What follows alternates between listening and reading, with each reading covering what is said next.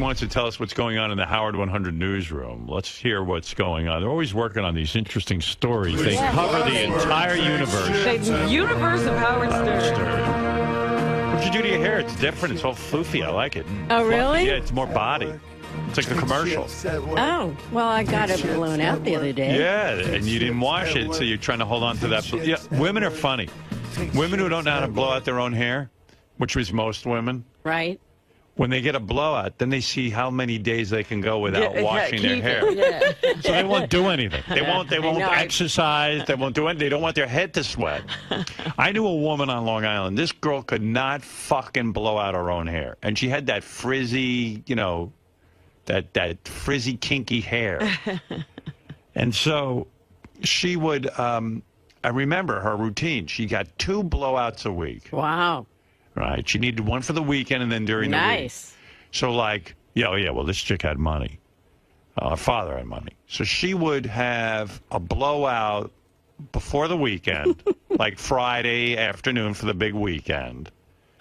And then she would only take baths. And she actually gained a lot of weight. She got very heavy because she couldn't exercise. She couldn't exercise with her hair. Well, if you exercise, your hair's going to get all fucked up. And you got to wash it, and then the blowout is gone. Yeah, and they can't blow their own hair. Like, to me, if I couldn't blow out my own hair and that was my style, I would learn how to blow out hair. I would go to a salon, and rather than just always being at the... Because you're crippled. You cannot do anything if you got to go to this blowout with the hair. I would learn how to do it. I'd hire someone and say, listen, you're a professional. Teach me how to farm and I can feed myself.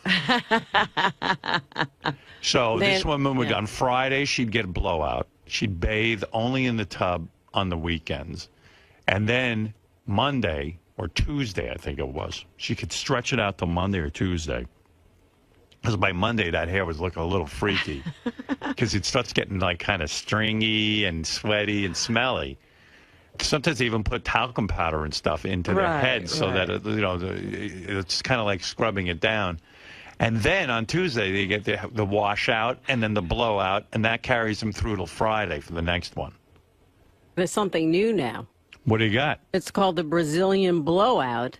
But they put this chemical or this protein on your hair, and then you don't have to get your hair blown out for like 3 months. You can do it yourself.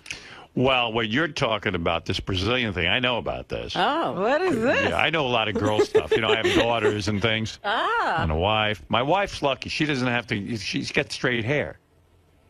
But this thing is some sort of process they put in your hair so your hair's straight. So you don't have to, so you don't have a hard time blowing out your hair. Yeah, but it's not good. You put some fucking weird thing they stick in your hair. Right. And you look retarded. Poor women with their hair. I know. When'd you get the blowout? How many days?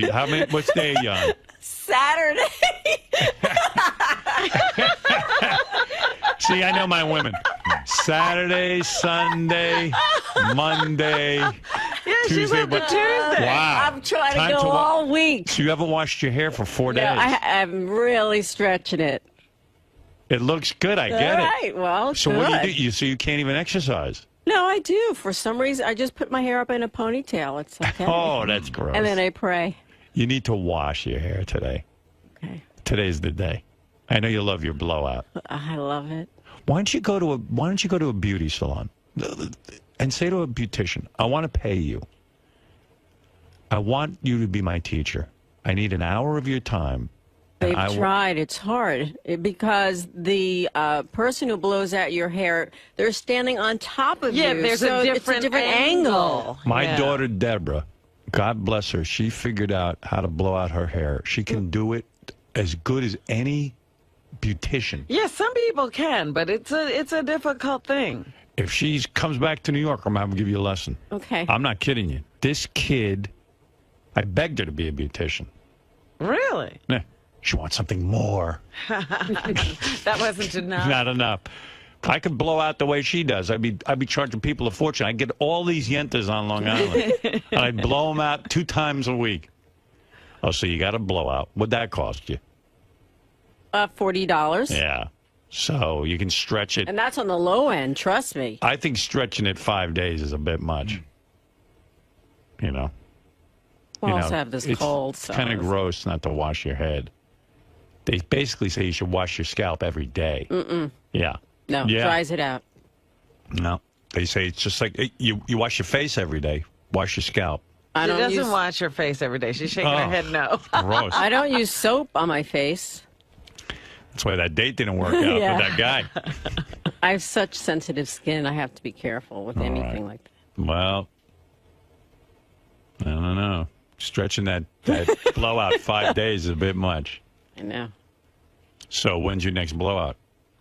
What are you going to do? You're going to blow. What do you do? Like, do you have to time it out, right? No, I'll just do it myself, but it won't look as good. Oh, okay. Yeah, because it's nice. I can see I see what you're responding to. Frames your face nicely. I look her over. It just, when you put on clothes, it just makes you feel better. Just the best. Yeah, but you can't wash that head, and it gets a little itchy. You want okay, all right, it's enough. I know. And smelly. A little stinky. Yeah. But you look good. All right, anything else? Yes, we spoke to the former executive producer for David Letterman, Robert Morton, who talked to us about what's in store for Gary's appearance on The Late Show with David Letterman on October 25th. He admits there have been many guests who come out looking like a deer in headlights, but he says Gary's in the best hands in the business with David, and there's nobody that can make a guest look better than he can. And he says the people at Letterman are fantastic, and if Gary lets them do their jobs, he'll be great on the show. Oh, Gary will let them do their job. I've never seen Gary stop anyone from doing their job. He'll be fine. A lot of people think I'm being too mean to Gary. I was reading the email, and my world was rocked when you wrote in and said that I'm not being generous or loving toward Gary. Really? That rocked your world? No. I went on with my night, but I do read the email. I just want you to know that. Listening right now to the battle of two narcissists, Howard and Robin. They can't believe anyone would read a book by Gary. Have they ever heard of a memoir? I never said that. Do they even know? I did. Do they even know people who are not famous sometimes have interesting lives and write about them? And shockingly, those books get published and read. Sorry to burst your enormous ego bubbles, but you don't have to be a famous narcissist to be interesting. This one says, oh, my God, tell Howard to lay off Gary. He should be proud that Gary has a book coming out. Well, why would I be proud? What? I know I will buy the book as well as other radio fans. It gets harder to listen when he makes constant abusive comments to him. Of all the staffers, Gary is the most competent and normal. You hire such goofballs. Shall we name names? Sal, Richard, J.D., Benji. They deserve your rants, but it gets old against Gary. Just chill, Howard. And there were those who loved me talking about Gary on Letterman. This one says, Howard's rendition of Gary on Letterman was hilarious. I was laughing so hard the tears almost caused me to pull over. I wish I could see Howard's face. I heard it's priceless. Anybody who, with the free time to buy no less, read that book needs to get a life. Whatever that means. I don't know. I think I thought I was funny. Love the Letterman and Gary stuff. Keep busting Baba balls. Well, you see that? People like it, too. Can you imagine what that's going to be when Dave sits him down for that in-depth interview? Dave, I got to tell you, I was late to work today. Did you hear that story? See, I called Howard. There was a big accident on the, what was it? On the Cross Bronx. Cross Bronx, on the George Washington Bridge. Yes. I'm supposed to be at work at 9, but I got there at 2.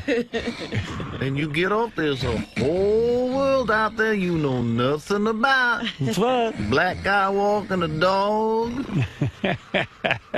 I was lost in the Bronx. Really? I feared for my life. I said, I'm never going to see my book premiere. Anyway, I was thinking about Gary's appearance. I heard a rumor that Gary's going to try and be funny on Letterman, and I think my advice to him would be... Be Gary. Just be Gary. Don't try to be funny, because you know where that goes. What does he mean he's going to try to be funny? He told somebody... I heard through the grapevine. He's working on a routine? Well, he wants to be funny. you know, he has a couple of funny ideas. I have some ideas that I'll give to the producers, but if they don't... I heard you want to be funny. Don't be funny. Well, no, I don't want to be You funny. wanted my advice. I'm telling you what I told someone in private. I said, let's not tell Gary. Let him try to be funny, and that's going to be funny. Well, it's not me being funny. It's a bit that if he wants to do it, you know A what I bit. mean? It would A be bit. You got a bit? No, it's not a bit. See, Dave, you'll say, Gary, I understand you're producer of the Howard Stern Show. Then I'll say to you back, that's right, Dave, I'm the producer. Can you believe it with my big giant teeth? And then you're going to say, my goodness, Gary, your teeth don't look that big. And I'll go, Dave, what are you, blonde? You're going to tell me, what am I, blonde? No, blonde. Like when you can't see.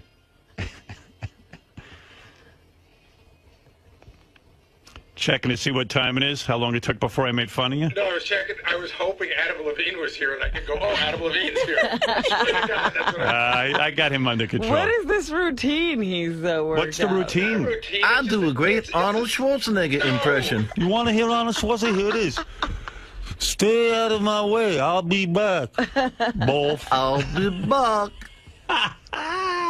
Now, I'd like to hear me do Christopher Walken. Now, Gary's got some idea. He's going to do something funny. I Right. know. What is this? What's the routine you want to do with Dave? It's not even a routine. Yeah. Listen, this was a suggestion. You said routine. I'm more bit. I nervous don't know. than Michael Bit. Jackson in a daycare center. I was going to say, Howard 100 News did a story on if they made a movie of the book, who would play me. And they went around the office and they asked everybody. And I was just going to say, you know, you really get to know what people think of you. And Oh, I that's wanted good. And I wanted to that's a put up good the one. pictures of who they said because it was so ridiculous. I don't think you put up the picture. Just But- say it. Yeah, but just say. Well, some of the people you don't know, but if you saw a picture, it Well, would be- who did they say? Run the spot. Listen, I've been pre-interviewed by David Letterman 65 fucking times. They hate when you put up pictures. Okay. Pictures never fucking fly. Dave doesn't know how to work with them. Dave gets upset. Dave doesn't Then want the to show bit, then the them. bit doesn't work. Yes, it does. No, Go it doesn't, ahead. 'cause you won't I know- like this bit. You won't know who the people. Okay, one of them. Somebody Well, said that name people we know. Mario Cantone was Okay. one. You're Pe- right. You need pictures for Pedro from Napoleon Dynamite. Right. And then there's a guy that's really odd looking who's married to that chick Christina Hendricks from Mad Men, but you have to see him for it to be funny. Then you got to get an ape. Like, just get a picture of a monkey. Well, actually, and then somebody suggested Sal in the Gary mask, which I think is funny that somebody me just, and just get a monkey. no, right. This So is the it's just monkey a that thought. attacked that woman in Connecticut. Yeah, the monkey who attacked a woman in Connecticut. He's still alive. You know, we were neighbors. Yeah. We were neighbors, you know. We both live in Connecticut. Wow. I like it. But that's not a bit, I guess. It's just No, it's I like a story. that. You could put up the Hall & Oates guy, too. You know? What do you think? Oats. I want Oates to play me. I think Dave will like that. Now, I like that. Okay. All right, I'm on down with that. Get the pictures. Hurry up. Start preparing. When is the appearance?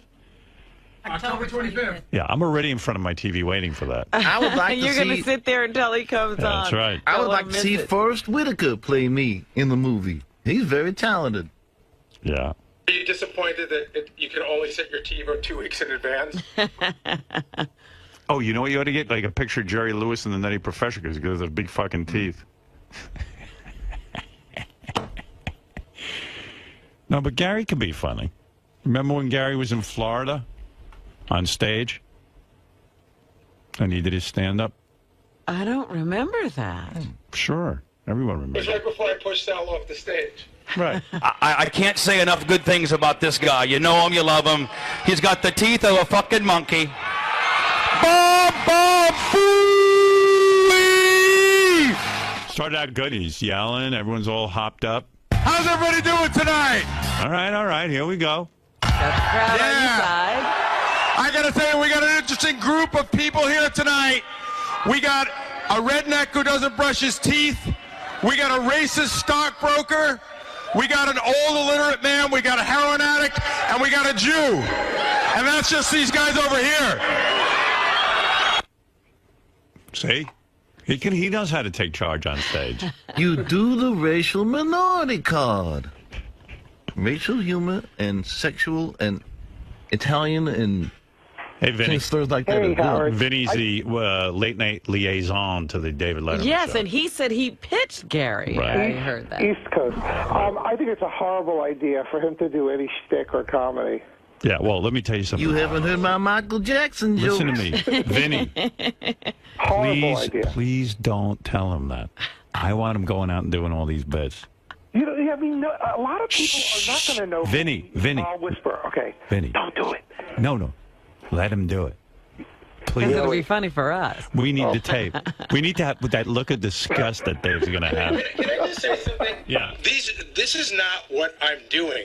These are things that I would talk to a segment producer about. If a segment producer said that doesn't work, then I just scrap it and do what they They're going want. to love it, Gary. They're going to love that idea. I love that Vinny calls in as an expert. Vinny has as much to do with the Letterman show as I do. We were debating. You know what? They spend all day avoiding Vinny over at the Well, Letterman I show. thought it was interesting because Vinny was in, like in one of the news segments, Vinny said he pitched Gary. Yeah. Did you pitch Gary? Did you I actually? pitch Gary big time. To maybe who? 4 times a year. Can you imagine Dave's face when Gary comes out to do his bit? How did he get on the show? How did he get through security? And then they fire Vinny. Wouldn't it be great after Gary's appearance, Letterman goes, you know what? I listened to that fat fuck Vinny the first time, and look what happened. Fire him during the appearance. Yeah, that'd be funny if Vinny gets fired during Gary's appearance. I'm a casualty from Gary's appearance. I said this on the wrap-up show the other day. One of my biggest fears is that, this is somehow not forced upon Dave, but sort of pushed on Dave. And there's Who would been push it on Dave? I don't know, friends, because of Vinny, and I'm friends with Rob. Maybe people say Dave does not buckle. right. No. And my biggest fear is that, Dave it's like 3 PM. Dave goes, "Who's on today?" And they go, "So and so, so and so." Because you know how you and I have been here, and you go, "How did that fucking happen?" You go, "You agreed to it." You go, "What the fuck was I thinking?" Right. Like that's my worst nightmare. There's a When lot I see of- some of the people that are sitting on that couch, I go, wow, Gary's going to be there now. I'm having second thoughts. But you've had second thoughts about guests after you booked them, right? Oh, yeah, Gary will come in and he'll go, so-and-so's here next. I go, what the fuck? Right. How'd that happen? How did I approve Well, that? first it starts where you get mad at me. You go, "I didn't approve that," and then like 2 people go, "You did," and he It's goes, impossible. And then you go, I can't believe I fucking approved that." Gary, what other ideas did you have? A story about when I was working with Howard at NBC and some involvement I had with Dave and his organization. That's good. Like I'll tell them, and if they think it's a funny story, I'll tell it, and if not, I won't. But it's not a bit. And so you got no prepared bits other than the photo stuff or anything else like that? That's it. Yeah. Vinny thinks you shouldn't prepare bits. I want you to go out with But again, you tell a producer something just Right. like here. Somebody called me and I say, "I don't think that works." That's a good story when you used to steal gas from the Yes. Letterman. Yeah. Well, there's a better part to that story, and I don't want to save it for the show. But I used to steal gas, and then I got called up to the main offices. Right. Gary got in trouble. I Right. heard the other side of that story, actually, the other day from the person. She still works there. Does she? Yeah. Oh. I thought they All were right. I thought they were calling Howard. I thought they were calling to give me a job. I really did. I thought they had seen how good I was doing, and I got up there. They shut the door, and it was like the fucking Gestapo. Howard, weren't they doing like a bit where they were picking up the NBC hotline, the complaint line, not even knowing people were going to be calling to complain about you because your show was on at the same time? Yeah, but Vinny, the dog that has nothing to do with No, it. I'm just saying, no, I'm talking about Howard now. That's more interesting. Howard, like, that was a bit on the show. Let's listen to the NBC hotline. And then Dave found out about you through people just calling in and complaining about your show. Right. All right. Hey, Vin, I got to go. You're off topic. Thank you. bye. Right. That veered way to the left. Yeah, Ralph. Dude, you ruined it. I thought we weren't going to say anything. Gary was know. going to go out and try and be funny. I was But telling- I wasn't. I'm going to talk. You have some ideas. Listen, if they call you and say, you have any stories, I would have told those stories. I would have said those don't work, and then we move ahead. You two got into it yesterday, didn't you? Yeah. Ralph and Gary went at it on the wrap-up wrap-up show. show. I was Really fucking. good. I was feeling really bad about that, and I didn't think Gary was feeling bad too. I happened to go to the station, and we talked, and I don't know. Me and Gary, I start busting his balls and stuff, and then it gets like serious and takes a really wrong turn, and I didn't mean to get mean. And, Well, if you want to know the truth, like I'm with both of you. Gary. Yeah, but I I'm love with him. both you guys privately. What's And like Gary, at least once a day comes up to me and goes, "You know what?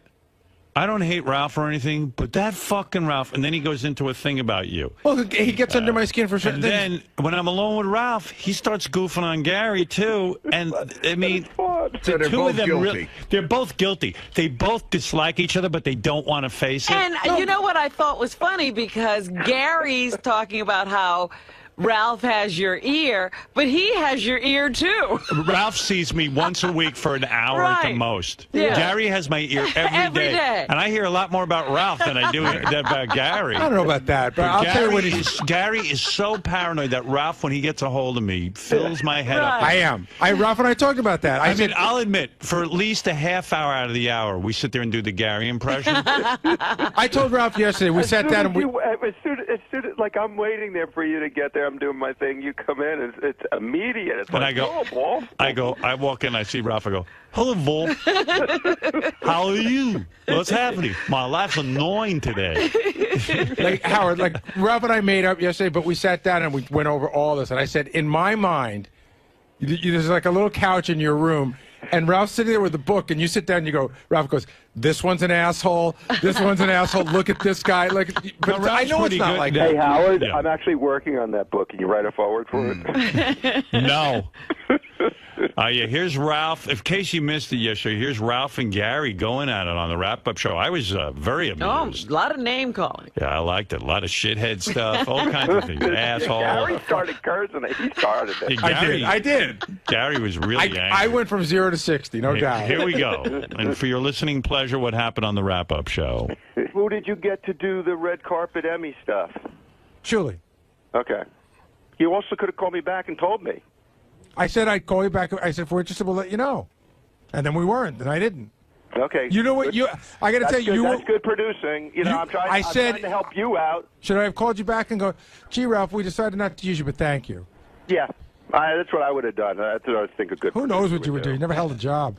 Right. But you say that too, and that's so not true. Well, you never held a job like this job. You just blurt stupid things out. So do you. Well, no, I can back my things up. You said that you said I never held hold a on, job. hey, That's it, yeah, why you you said on saying that? Superfan Roundtable the other night that all I do is sleep on the job all the time. Well, you just blurt dumb shit out too, fuckhead. I don't think that. You think I sleep all the time? There's videos of you sleeping. No, on there's the not job. videos of me sleeping. There's one moment, fuckhead. And fuckhead, that was also. Also what? You also closed the door. You put your feet up. It wasn't like you nodded off. You like. I didn't. First of all, I didn't You put did everything but put a blanket out. Okay, but Ralph, that's one time. You said you have many videos of me. I'm fine. No. Yes, you did. You just 2 seconds ago said there's videos of Gary. Yeah. And, Well, where are they? And Doug and Scott again, will you tell wouldn't the- know. You've never had. You Scott haven't will had to tell be you- at a job since you were in that fucking parking tent There's videos where we of found you, you and the good graces of us playing- gave you a job that you fucked up at Channel 9, and we continue to pay you. Sporkle, Scrabble, whatever the fuck you're wasting Right. time with. Right. So funny. Oh, I'm horrible. Yeah, I mean, and by the way, it wasn't a parking tent; it was a parking booth. He was in a booth with a gate. He was the guy at the gate, like you hit the button. You mean the gate he'd raise the gate? Yeah. Oh my. Right? You had a No, button. that would have been too much work. No, he just took the money. There was no gate. Right. There was somebody drive up. I'd hand them a ticket, and then on the other side they'd leave, and I'd take the ticket, punch it, and charge them. Wow. Yeah. You're no slacker. No. That was the greatest job. Is outside. I'd wax my car and hang out. These guys were going at it, man. Here's some more. Here they come. I love fighting. What is it that you do, Ralph, that's so important to the show? I know that you call and you tell us what we all. it's not my hold on, job. Ralph, hold on. important to I the know what show. you call. You It's call not us my and tell job us. to- it's Hold not on, my I'm job talking. to be important I'll to fucking the talk show. over you, shithead. I'll talk over you. I'll talk over you. I'm going to finish the But sentence and then that's I'm your going to question. finish That this. is no relevance. Hold on, I'm going to finish this sentence and then we can go. Okay.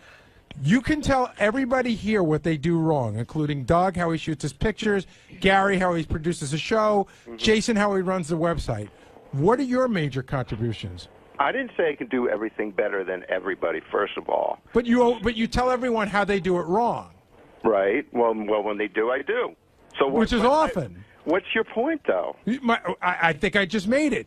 you feel that you are can outproduce the show, can be a better photographer than Doug, can do better on the website. These are all things that you can do better than everybody. But why would we know that based on your track record? First of all, I didn't say that I could be a better photographer than Doug. You did say you could be a better producer. I said those were crappy pictures. You did say you could be a better. Well, that would insinuate. You just rattle off stuff and then pick and choose. Hold on, Ralph. To anybody who heard that, it would sound. Back to your first point. Let me finish now. Hold on. Your point is like, what is my contribution to the show? I don't work for the show. I work for Howard TV, and I dress Howard. Yeah, but if we're going to let you on, you're going to critique it. All the other stuff I do is just is extra. You're too good to us. It's just icing on the cake. All that free stuff you give us, you're too good to us to give us all the free advice. I know. You know what? You should bill us. Your wrap-up show. You should bill us for all the contributions you made to the show. I should, and you should thank me once in a while. And then it went on even more. They weren't done with each other, these two. Do you think Gary is a good producer? For the Howard Stern show, yes. So do you think... By the way, I should give that tape to Dave of Gary sleeping on the yeah. That'd be funny. Yeah. I'll say, hey, Dave, here's Gary working. How's he going to show the pitch and the sleeping all in the same segment? You could do, you know what? You could and the apology tape. If Dave plays it right, he doesn't need a first guest. He just needs tape. If you give him the apology, the pitch, and you sleeping in the office, I think the guy could have an hour with you. Certainly. Can you throw in some an assortment of monkey suit appearances as well? I think if Howard calls it quits, Gary won't be able to produce any other type of show?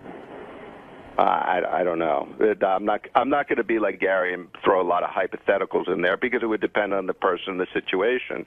You know, I don't think he could go in and produce the Letterman show. But, you know, maybe somebody's got a similar show to Howard or something, and he could produce that. I mean, obviously, Howard wouldn't have him there for how many years, Gary? 26. 26 years if he was a shitty producer. But the point is, Ralph... You're just sensitive. Ralph, the point is... You're overly sensitive. I know what Howard thinks of me, and that's not an issue. We talk off the air. I know what he thinks of me. But when I hear you on Superfan Roundtable... just fucking coming at me from God knows the left side and blindsiding me. Honestly, I was a little. I don't know. Can you be honest? I was a little pissed off with you. I heard some things you said about me off the air. Like and, what? I'm not going to repeat them. Repeat them. You repeat them. You repeat them, and I'll tell you if I said them or not. No, because the person who told me, I'm not going to quote unquote out them, and that's it. Because I don't think there's a thing that's been said off the air that I wouldn't say to your face. All right. Well, anyway. And I don't know if what you heard is true. Well, but I would tell you. You know, things when they're said off the air are a little even different than they are on the air. But no, I don't know. But if you can't hold me responsible for something that you heard I said when I'm giving you the opportunity to tell you if I said them. Yeah, but I'm not. What's going on here? You're saying that I'm not going to say who it was and what it was. That's all. Right, but you don't even know. I was already a little annoyed. But you don't even know if it's true or not. What line is Ralph on? How do you know? I do, because I'm smart. Right, you're not that smart. You're 10 points lighter. What line is Ralph on? I just put him on hold.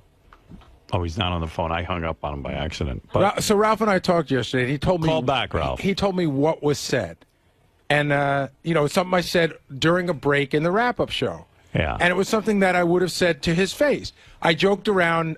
So Ralph is implying that he has a mole here at the station. He does. He does. Yeah, somebody's. So when you say something off the air, he gets word. Almost immediately, by the way. That's helpful, isn't it? Yeah, it's very helpful. Ralph, you have a mole? No, I have a berry. Right. Come on, do you have a mole?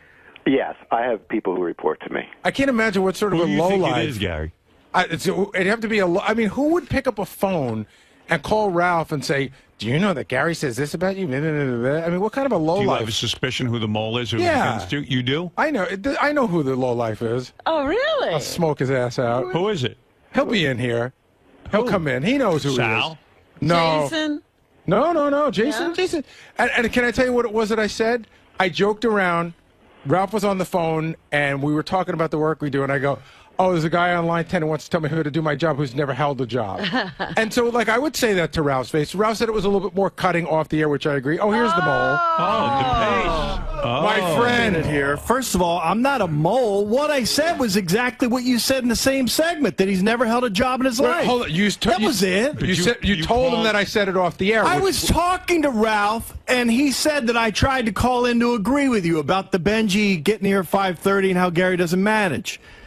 And then I said, yeah, it's funny they didn't take your call. Right after the thing hung up, I said, yeah, why didn't you take Ralph's call that agreed with me? And Gary said, that's coming from a guy who's never held a job in his life. So that's a mole, asshole. You're That's a fucking not a gossip mole. washerwoman. You said it all the time. It's like not even a big deal. That's crazy. Scott, you literally called him to tell him what I said. I did that, you jerk off. I called to talk to him about whatever. Scott. Yeah. You're a mole. No, I'm not a mole. Gary said something off the Well, then air. Gary's talking behind people's backs. What the hell is he? Wait a second. It's like if we were You in little here, deflecting hairless bitch. and I, You cocksucker. Look, he just starts to deflect. It's my fault You're for saying deflecting. You're the one who just said he's never held a Scott, job in his life. And you're deflecting to say I'm the problem? If we're in here and we're having a meeting, Yeah. let's say, and Gary brings up a name as a guest, and I go, I don't want that guy who wasn't that funny. If you pick up the phone and call him and tell him I said he wasn't that funny. That's a horrible analogy. That's not the same thing. Okay, This was Gary talking during Isn't a it the break. same thing, Robin? Well, this is again, we're right back where we were when he wouldn't apologize for. Oh my God, you guys are idiots. You're all doesn't get stupid. anything. You're going to say that I'm wrong here? If we all work together, and Yeah. Gary says something off the air about Ralph, and you pick up the phone and call Ralph and tell him what That's what not Gary exactly what happened. Okay, he picked up the phone and Ralph called and I you. were talking about whatever, and then that just came up. said. A little bit, you're a mole. And besides, if you listen to the first clip again, Gary said the same thing But on that's the not air. the point. Ralph we got know upset that. about the off-air comment. Because and you're he in- only knew about that because of you. Well, you know what? Then Gary, don't talk behind people's backs. Well, you too. Why don't I just talk about all the shit you say in the control room and behind everybody's back, including somebody you're looking right in the eye sometimes? Who's that? He says everything about everybody. Listen, you Go talk ahead. about this, talk about people's angles and blah, blah, blah, blah, blah. So if nothing's a secret, then why are we all working together? That would be anarchy. What's he saying about Lisa G? Go ahead. Oh, I think she looks good. Oh, my God, he laughs at her. blow-headed He does, Joe. He laughs at Lisa G. Did you just laugh uncontrollably? I did. I was making fun that she found it so funny that she hasn't washed her hair since Sunday. He was laughing like She laughed uncontrollably. I mimicked that. Big fucking The deal. point is, if Gary says something about Ralph, in a room, and you pick up the... granted, maybe Gary shouldn't have such loose lips. He's got giant rubbery lips. But the point is, if you pick up the phone and call Ralph to tattletale... That's not exactly what is, happened. You're a mole. No, he's actually a rat. You're saying it wrong. That's a mole. What happened No, was that's not a Ralph rat. and I were having a mole- discussion. If Ralph asked him to feed him information, then he's a mole. But since he kind of did it unsolicited, he's a rat. I'll mole on Gary any day I want. I know. Listen, You know what, Howard? Honestly, Scott and I were talking probably for like 15, 20 minutes, and he just mentioned it in passing. He didn't call me. But but Exactly. mentioning it is in passing or otherwise is sort of like, listen, Ralph, there's things that are probably said behind my back that people don't tell me, and there's things that are said behind your back that I don't tell you because it just creates chaos. What happened yesterday? Ralph Yeah, came guy, in. you wouldn't want chaos around the Howard Stern show. Well, you know what I mean. Ralph came in and apologized to I you? know. I called Ralph. Yeah. I called him as soon as I got off the air, and I said, because I knew he was on his way here. Right. And I said, hey, man, do me a favor. As soon as you get in, stop by my office. So as soon as he sat down, I said the first thing, I said, we're degenerating into a weird place that I don't really want to go to because I'm not that mad at you. And he goes, oh, my God, I feel the same way. And then it was just like. Did you guys blow each other after this No, conversation? but it was sort of hugged, cool. we kissed. We sort of felt exactly the same way. Right. And we didn't know how it got to that place. And we. So now you're friends again? Yeah, we're always friends. You guys really don't like each other. The thing is, the show really brings the worst out in me sometimes. It's Wow. encouraging. There are things you don't like about Gary. Well, that's okay. There's things that people don't like about everybody. But it's not like I hate Gary. I do like Gary. It comes I off that way a little bit. What's that? Comes off that way a little bit. I know. Well, yeah, because he annoys me sometimes. And, and he thinks Gary's a shitty producer. He does. I don't think he's a shitty producer. You do. Just admit it. I don't know what that. I don't know when you say producer. It's such a broad term.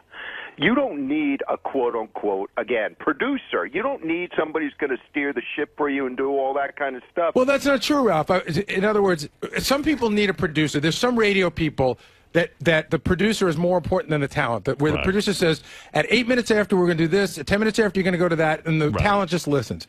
Howard really is the producer of the show, but he does need somebody to steer him and say, this is what's available. Absolutely. We got to do this at this time. That's right. You're a great producer for him, and I don't see anything wrong with saying that. You know.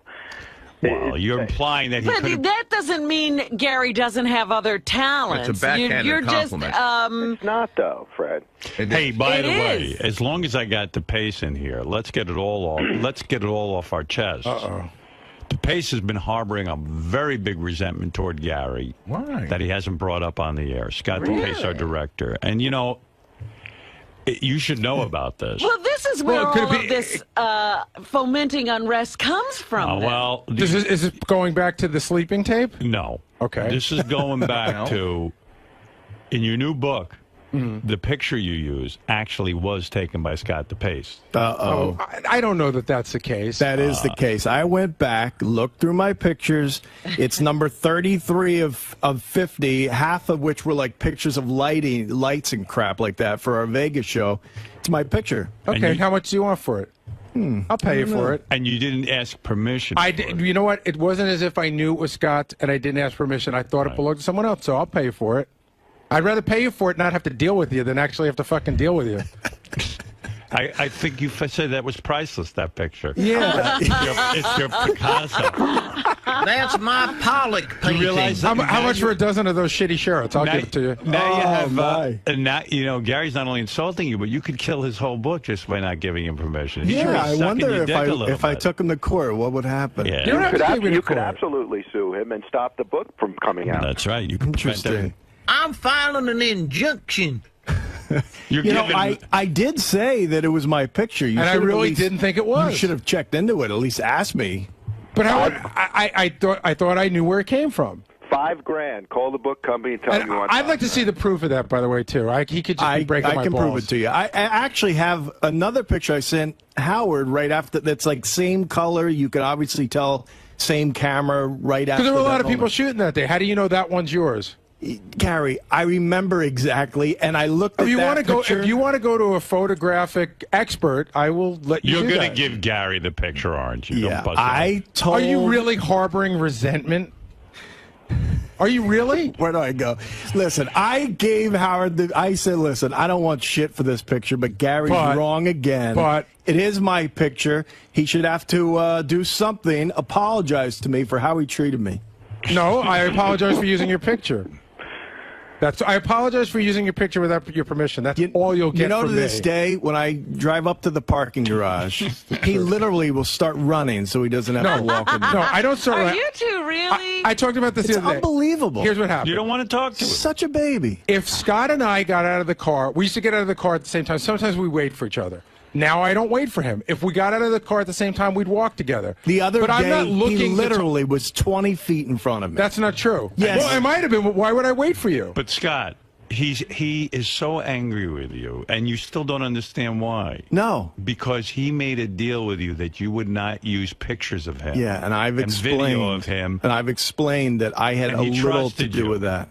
No, you had everything to do with it. No, I didn't. Not, Of course you did. Not with getting that tape And to you. so did no. I, and so did Doug. The three of us are guilty, and accept your guilt. And you especially had to deal with Gary. Right, you probably have the most guilt because you had the conversation with me. But we're going in a circuitous conversation because he'll just again tell you how it's not his fault. Right. But yeah, do I harbor resentment? Absolutely. Do I want to hang out? Do we talk to each other? Yes. Are we working together? Absolutely. Has anything changed there? No. But do I want to be the kind of friends I was with him? I don't think so. Yeah. Friends you were. You know, everyone I tell the whole story to about this whole Gary sleeping thing, they all they all have the same opinion that Gary always didn't like me, and it was just this. But that's not true. You did. Listen, you broke a trust. Gary said to you, "You're not going to use tape of me while I'm off mic," and you said, "Absolutely, I promise you." And then you broke your promise. Scott, yeah, but you know what, Howard?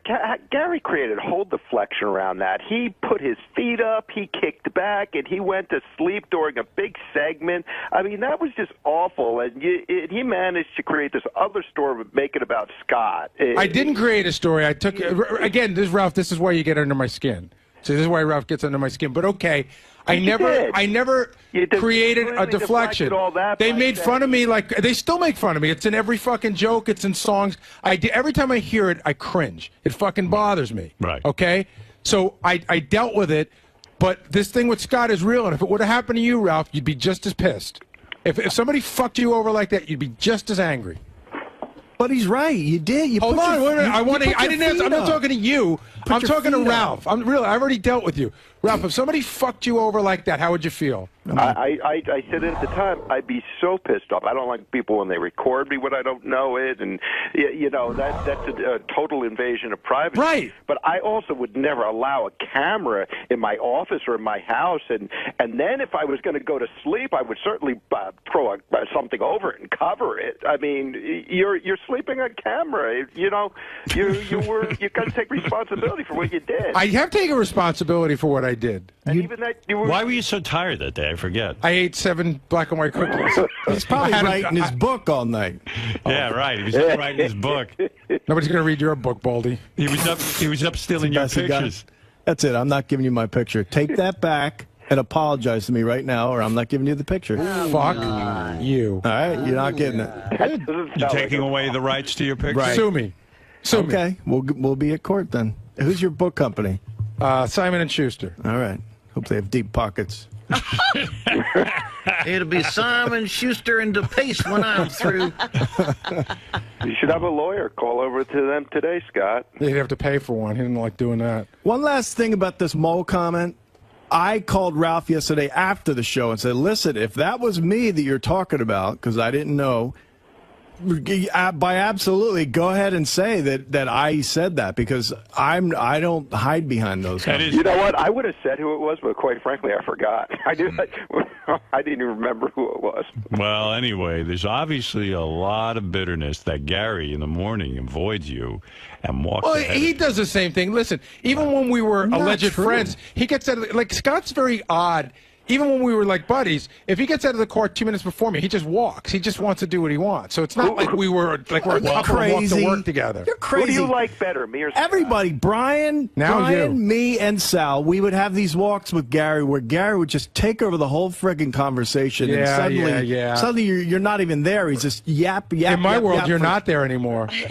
You're invisible, except for the fucking shining light on your head. Gary tends to dominate the conversation, I guess. Oh, my God. Oh, my God. Hey, what happened? The guys would be walking to work and Gary was the only one allowed to talk? Yeah, and we would all sit there and look at each other and go, Jesus, he doesn't shut up. You know what? He's being... Hey, guys, is that true? That's absolutely true. Really? Sal and Phelan will back me up, unless they're pussies. You know, this feud has actually gotten, it's gotten so sad that I had Gary out to my house this summer with his wife, and I said, you know, Beth said to me, gee, maybe it'd be nice to have another couple or something. I said, you know, I'm dying to get... I'd forgotten you guys were having a feud. I said, gee, I like socializing with Scott DePace. And his lovely wife, Pam. And his wife, Pam. I like them. Fantastic lady. Yeah. And I said, oh, and Gary... And I went, oh, no, Gary's at war with Scott. So I never called you. But listen, I didn't tell you to do that. Everyone has... No, you didn't. And everyone has... you know, you got to consider, you were coming over. I'm not going to have Scott over when you're over. But you know what? Everyone has a circle of friends where everyone doesn't get along. You would have thought you would have thought that was really weird out of all the people if I invite Scott DePace. You really... Oh, sure. It would have seemed like you were breaking my balls. Right. And I didn't want to do that. I really slipped my mind. I thought, oh, we all like each other. We'll have fun together. We'll have a good time. And it actually was for when you had all the guys out, I think. And Scott, I think, holds me. He's not mad at me, but he's mad at the situation. He wishes he would have been invited. I knew not to have. Of course, that's and I love twice Scott. You blocked and him, you bro. did say you would have another one, and I would be invited. I know. I do have to do it. But I love Scott. I do. I love Scott. I love working with the guy, and I love you, obviously. And I want to just I'll socialize with you. I got to go on record as saying, just because I vehemently disagreed with your politics doesn't mean I didn't like you before. Now you just don't like him. It had Now everything. right, because now I don't trust him. Even about he the can't be stupid trusted. baseball. And I got to tell you, the mole thing just adds to that. Right. It was I can only listen. I'm only being bad or a mole if I think I'm being a mole. No, I you're a was mole. just having a conversation, You're a mole. and I happen to say something that I've heard You're not a Gary say mole. 1,000 If I times. said something around here in private with you in the room because I trust you and I know you and you're one of my guys, you're bro. Suddenly, if you pick up the phone and tell Ralph, hey, you know what Howard said today in the meeting? But you're painting a different mole. picture than But what then you're a happened. That's mole. not what But happened. you know what? Anybody would have handed that tape over to Gary. I'm sorry. No, Anybody. and I'm glad he did. Yeah. I'm so confused. You're not a mole. You're a washerwoman. What does that mean? Like a gossip, like a gossipy girl. Right. And you're sleepy. I mean, what the fuck? Wow, that hurt. Ooh, ouch. If I ever were going to fall asleep at work, I certainly wouldn't put my feet up and just kick back the way he did. Like, I don't fucking No, you don't care. fall asleep. You just leave early to play golf. He didn't care what was going on this show. Don't He miss it. just said, fuck it. Don't miss the tea time.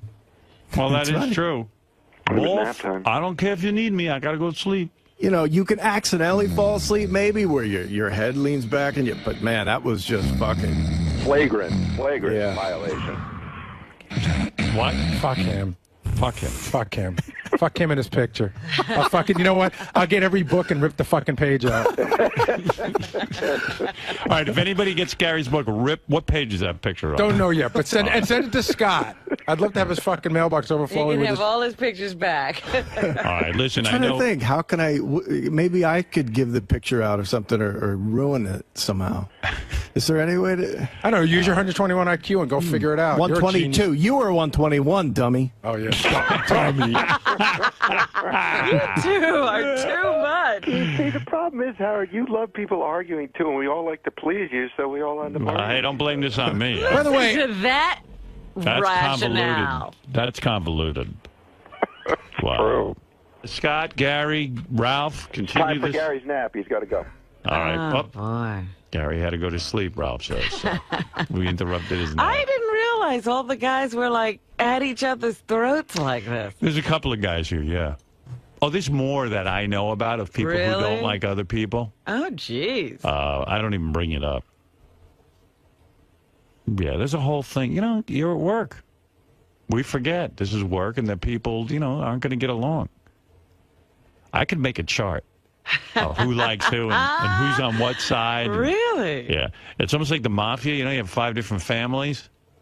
It's very cliquey around here. All right.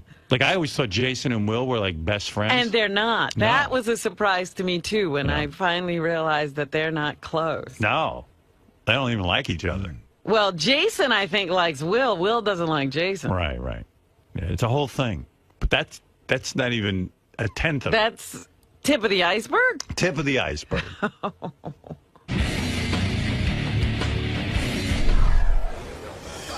There's the mole. The mole. He said it 1,000 times. God, we've all said it about Ralph. No big revelation there. I mean, Jesus. So you just felt like it was no big deal because he said it already on the air. Yeah, exactly. I had called him, and I was upset with Gary for not taking Ralph because he backed up my opinion. So in the conversation, I said, "Yeah, Gary's an idiot. They wouldn't pick up your call." In fact, he said that you've never held a. That's coming from a guy who never held a job in his life. So what does his opinion count? That's why he didn't pick up the call, is what Gary said. So it totally made sense in conversation. I'm not a mole, but fuck it, I'll mole against Gary any day of the week. Gary, so you're still obviously very mad at Scott. Yeah, I don't made no secret of that. Now, do you think you would be as mad about the small thing if he didn't catch you sleeping? No, well, it's not about him catching me sleeping. It's about him. Yeah. Him breaking But a promise. if But that didn't happen, it has a you lot think- more. It has a lot more to do with his attitude after that. sort of cavalier, like, fuck him, I apologize, I'm not wrong, he's wrong, fuck him. So yeah, that helps, piss me off. But yeah, no, listen, we're all talking all day long, and people say things about each other. It's, sometimes it's in the heat of a moment. So if that gives me permission to, every time I hear Scott talk negatively about someone, email them, then so be it. What's happening with this picture? Is he going to get it? No. I want the rights. I mean, I own it. So unless he makes good, and somehow he better figure out how to make me happy, or else it's mine.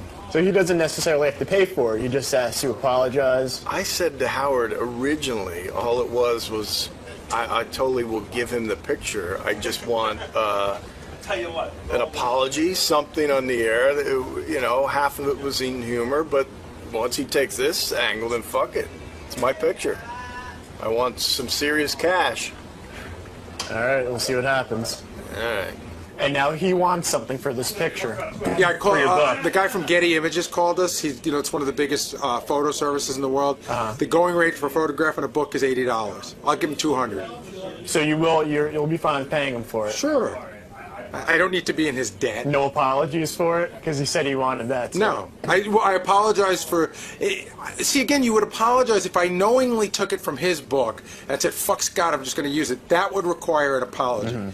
I thought it came from K-Rock, which Howard owned the photos, and so I unwittingly used Scott's photo, and for that I apologize, and for nothing fucking else.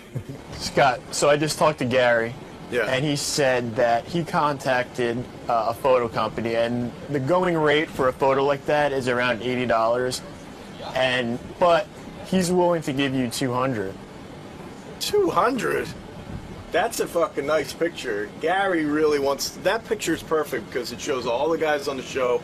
It shows Gary in some sort of position.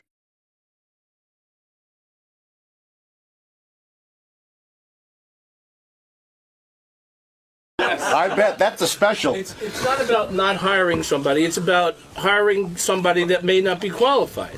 That's the road. In your opinion. And this is... Well, my opinion is fucking 35 years of engineering. That's my opinion. You don't have any fucking engineering experience, How do you know? okay? How do you know what my resume is? Tim, tell me, how do you know my resume now? you've been a program director how long? Many years. I know you've been in And radio what else have I done? a long time. On the air. What else have I You've done? been Worked in engineering. What else have I done? Okay, all right, fine. I mean, everybody's ganging up. Come on, no, you make an accusation. Come on, let's go. Let's go. Let's go. Come on, bring it on. We just talked about it. Bring it on. You want me to what do you want to fire me? I'm not going to bring it up. I want to discuss. I'm not going to bring it up. I just brought it up. We discussed it. That's it. There's nowhere else to go with it. It's good, isn't it? What's the road they don't want to go down? Oh, I know all about it. I don't know anything. Let's That just put it this sounds intriguing. way. Scott was recommending somebody for a job. And then when they didn't hire the person, he went berserk. Oh. Yeah. But what's great about that is Gary says don't go down that road, and then Tim in his management speech just picks up on it. Yeah. You don't want to go down that road. The line was, John goes, we do want to go down that road. Tim goes, no, that's a special. Yeah, that is a special. Scott, do you feel like your expertise is being ignored? A lot of times, yes. Yeah, a lot of times, yeah. Things are done without consult. I can't give an example right now without give me an example. A lot of I'd things love are to done without even talking to me. I don't have it in my head right now. Give me the example. I don't have it, I said. Well, take a week then and give them to me. It goes to my head and it goes out, all right? You don't want to fucking deal with me? Then fine. I don't catalog you. I don't catalog it in my head. I don't want to fight with him. But if you want to do it, you're the boss. If you want to do it that way, okay. I'm not going to fight with you about it. Just let it go. What has gone wrong as a result of the decisions that were made? I told you, it's not in my head right now that I would, could repeat to you. Can I jump in for a second? Because I think there's a lot of shit that goes in and out of my head. Like, all right, you don't want to do it that way, fine. He's the world's worst arguer. Oh, yes. Scott the engineer, like, Well, okay, give us an example of what went wrong as a result of the person I hired. I don't know. I don't know what you're talking about. Or like saying something when you don't have all the facts. Yeah. Like, hey, do you have any engineering experience? Yeah, I do. All right. Oh, well. Yeah. Typical rookie lawyer mistake. He goes, what's my resume? And he's like, how long you been a program director? I will get,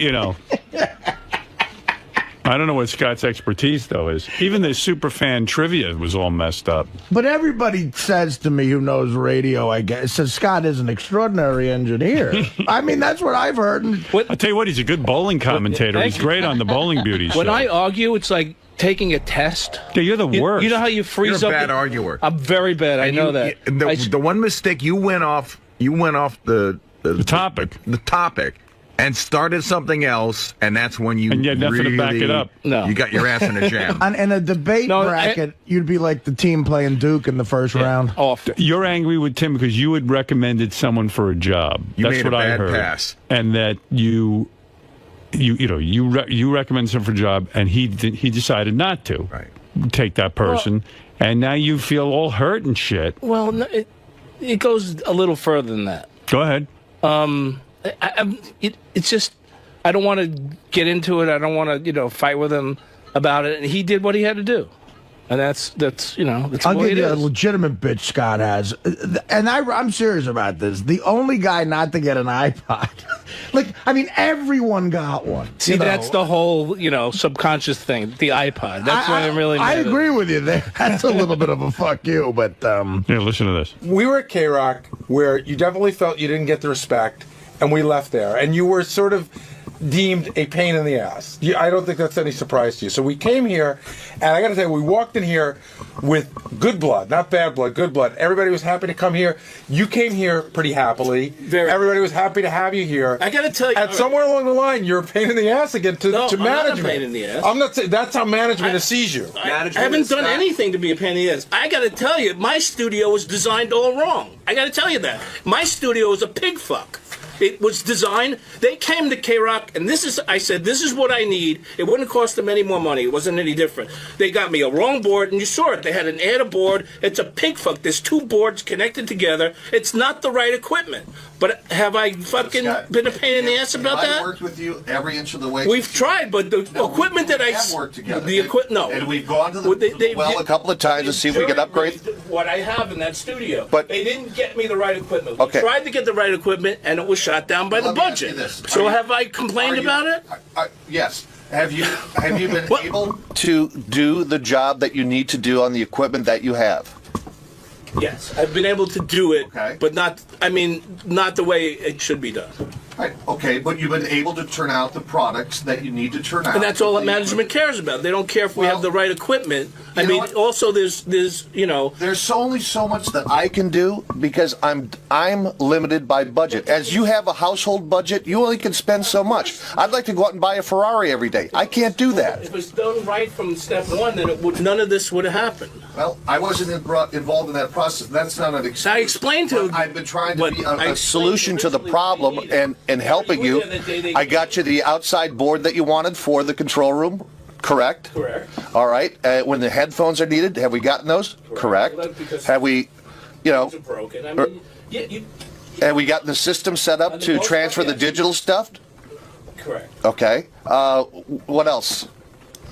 I mean, I've tried everything I can. Everything that you've come to me and we talked about, I've tried to create solutions to the problems. And there are certain things that are out of my power or out of my budget that I just can't do. And I tell you what I can and can't do. Again, I haven't bitched about anything really.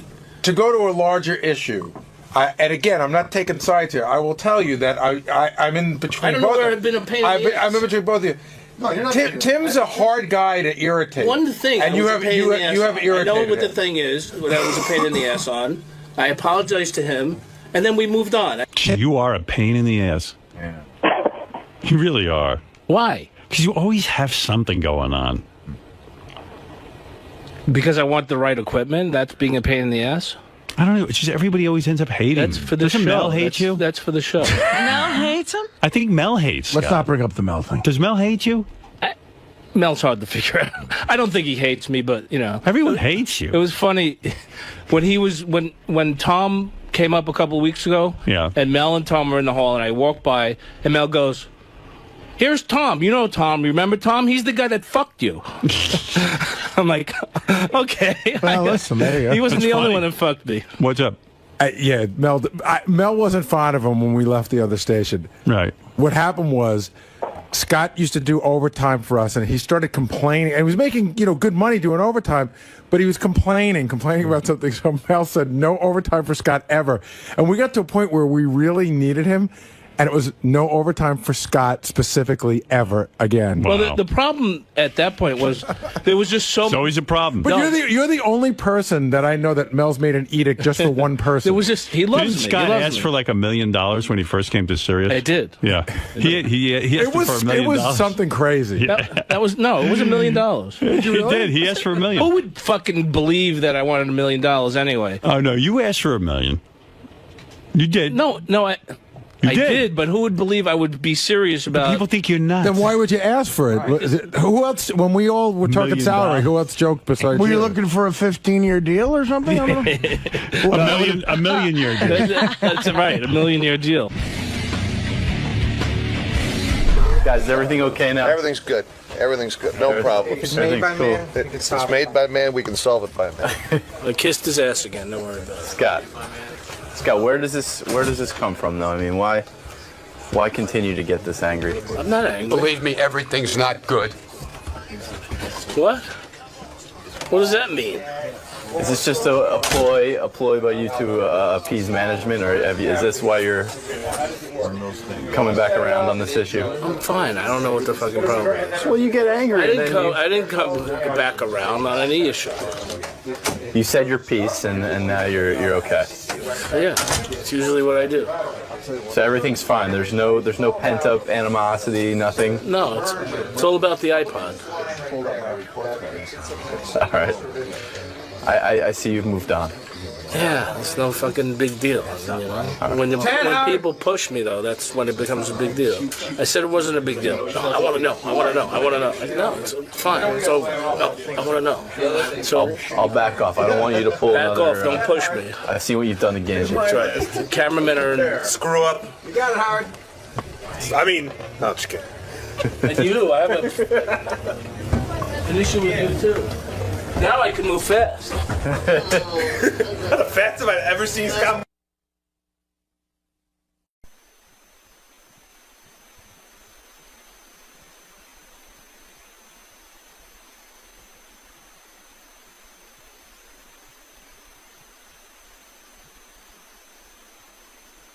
We'll return next week with all new Sirius shows. So for now, enjoy this new episode. And then the governor of California will be calling us to, I don't even know what he wants to say, but he asked if he could come on. Arnold Schwarzenegger, governor of California. Lisa G in a summer dress today. I Lisa, know, thank God it's 80 degrees. And what is going to happen now that it's 80 degrees? I mean, how Dresses, sandals. You're really I'm so happy. happy. Okay. Jogging in the park. Easy. Let's go. Wow. Somebody hose her down. I'm so happy it's warm. You love it. You love it. All Don't right. you? Come on. Oh, please. Are you kidding? I almost went outside yesterday. It was so warm. You know, everyone said to me, can you believe how warm it is? How would I know? I'm locked up in a cage. Yeah, somebody asked me, and I was like, I really don't know what the air feels like. Really? Come on. Well, I actually went to dinner with Mary McCormick last night, who is my movie wife. She's doing well. She's doing a play in Manhattan. I must go see her. So we had dinner together. She's in Boeing, right? I don't know. Is that what she's in? Yes. Is it about, she plays a German woman. Yeah, I think it's a guy who dates 3 women or stewardesses at the same time. I believe that's the plot. She didn't tell me a thing about it, and I didn't ask. No, I don't ask. I don't want to know. You don't want to know what she's doing. I told her I hate plays. Oh, geez. She goes, well, you're going to come and support me on the opening, right? I go, what night is it? She goes, Wednesday night. I go, I ain't going. I got to work the next day. She goes, it's 7 o'clock, for God's sake. I said, yeah, when's it over? Well, you could go to the red carpet is what she means. You don't have to necessarily. Oh, really? Can I sneak out? When's it over? You know, what time's it end? I mean, honestly, You know, that's American Idol night. It's a big night. Oh, yeah, I forgot. I'm just kidding. You know what? I said to her, I said, honestly, I don't get plays. I really don't. I said, who goes to them? get? Who sits at them? Who, like, is so anxious to get tickets to them? I go, it sounds horrible. And she, I think she left at that point. All right. Anyway, so what's going on in the Howard 100 News? So how sad is JD? A post on his MySpace blog reveals just how depressing things have gotten for him. The post was written the day of Artie's attempted attack on Teddy and states, quote, "What happened was controversial. Some people don't even believe it's real. A lot of feelings were hurt. Lives changed because of it. But who would have thought that I would be the best dancer of the Stern Show staff? It's unbelievable, right? And then, of course, something happened with Artie, and my victory has been forgotten and or unnoticed. Oh, well." He blogs, JD? Apparently. Yeah. Wow, that's so sad. You know, blogging in itself is sad. It's like, come on, he's joking around. But blogging is so sad. I mean, what is it, JD? How is that a news story? That's like the most retarded thing ever. What, your blog? Yeah, it's not. Why do you I didn't know blog? you have a blog. Well, What, I do mean, you, are you I like write Mike things- Angie? You need to be known? No. Well, You need, like, in other words, the time you get on this show is enough. Now you want your thoughts out there for everyone to read? well, no, I had an idea, and that was my funny idea of the day, and I did it, and I didn't mean for it to be like Howard 100 News. How often do you blog? Not that often. Who is it for?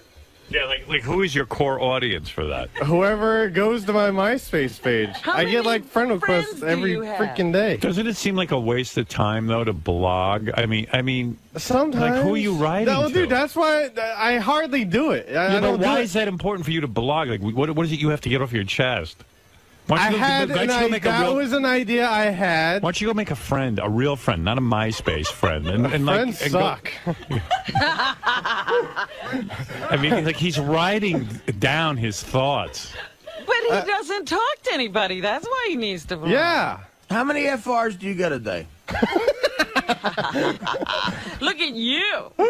What's an FR? Friend request. Oh, friend request. How do you know that? I just made that up. I don't know. Is that a thing? No.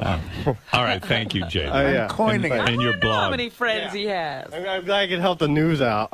Now, but JD he thinks it's no big deal, but he likes saying how many friends he has Oh, because he he's got a does. shitload. Come on. How many do you have? friends? Well, I have like over 10,000 MySpace friends. Wow. But why do you blog? Do you want to Dude, create? It's not. Listen. What is it? When you sit down to blog? Like, what's going on internally with you? Like, I don't know. You know what? Sometimes, Are you a star? Is that what it is? I don't. You think it's important that people hear your thoughts? Sometimes, I think I just need to write something to write, and that's all I can do. What is the need to write? Well, I want to be a filmmaker, and I feel the only way I can sort of get into it is if I write like my first project. That's And a project, I haven't really gotten to that point, but writing about Artie's blow up and how you feel about it. And but you're a it's good at least dancer? writing something. I don't know. Creative writing. What do you think's going on, Robin, psychologically? Like, why is he writing on a blog? I think that he needs to have human contact. Yeah. And he's not capable of actually making a friend. Well, yeah. So he's talking to people on the internet. That's as close as he can get. But he needs to express himself. But if you're going to express yourself, like, why don't you write about cool stuff about how angry you get when hot girls come in the office and they don't want to go out with you? I mean, write about that shit. That's what I want to read. That. Well, you know what? After my MySpace got that read on site. the air, Well- I have a conscious thing of everything being read on the air. So, But write about cool stuff. Like, do you want to have sex with Lisa G? Not really, no. No. So write about that. Huh? Write about that. That's a line. I don't want to have sex with Lisa G. Why? You know you'd want Lisa G. You don't want Lisa G as your girlfriend? No. Really? No. You're so full of shit. No, I'm not. I'm not full of shit. She's an attractive lady. And she's gonna All dress. right. She just can be very, Very, you know, annoying. Yes. Yes. Are you annoyed with her now because she did this story? Yes. Yeah. Like, how sad is JD? Fuck off. It Leave is me sad. alone. She's right. It's sad. Whatever. Who cares? You're blogging. You have to point it out to everyone. Jesus, I know how sad my life is already. It doesn't need to be pointed out by everyone. Why are you not announcing the Howard TV commercials?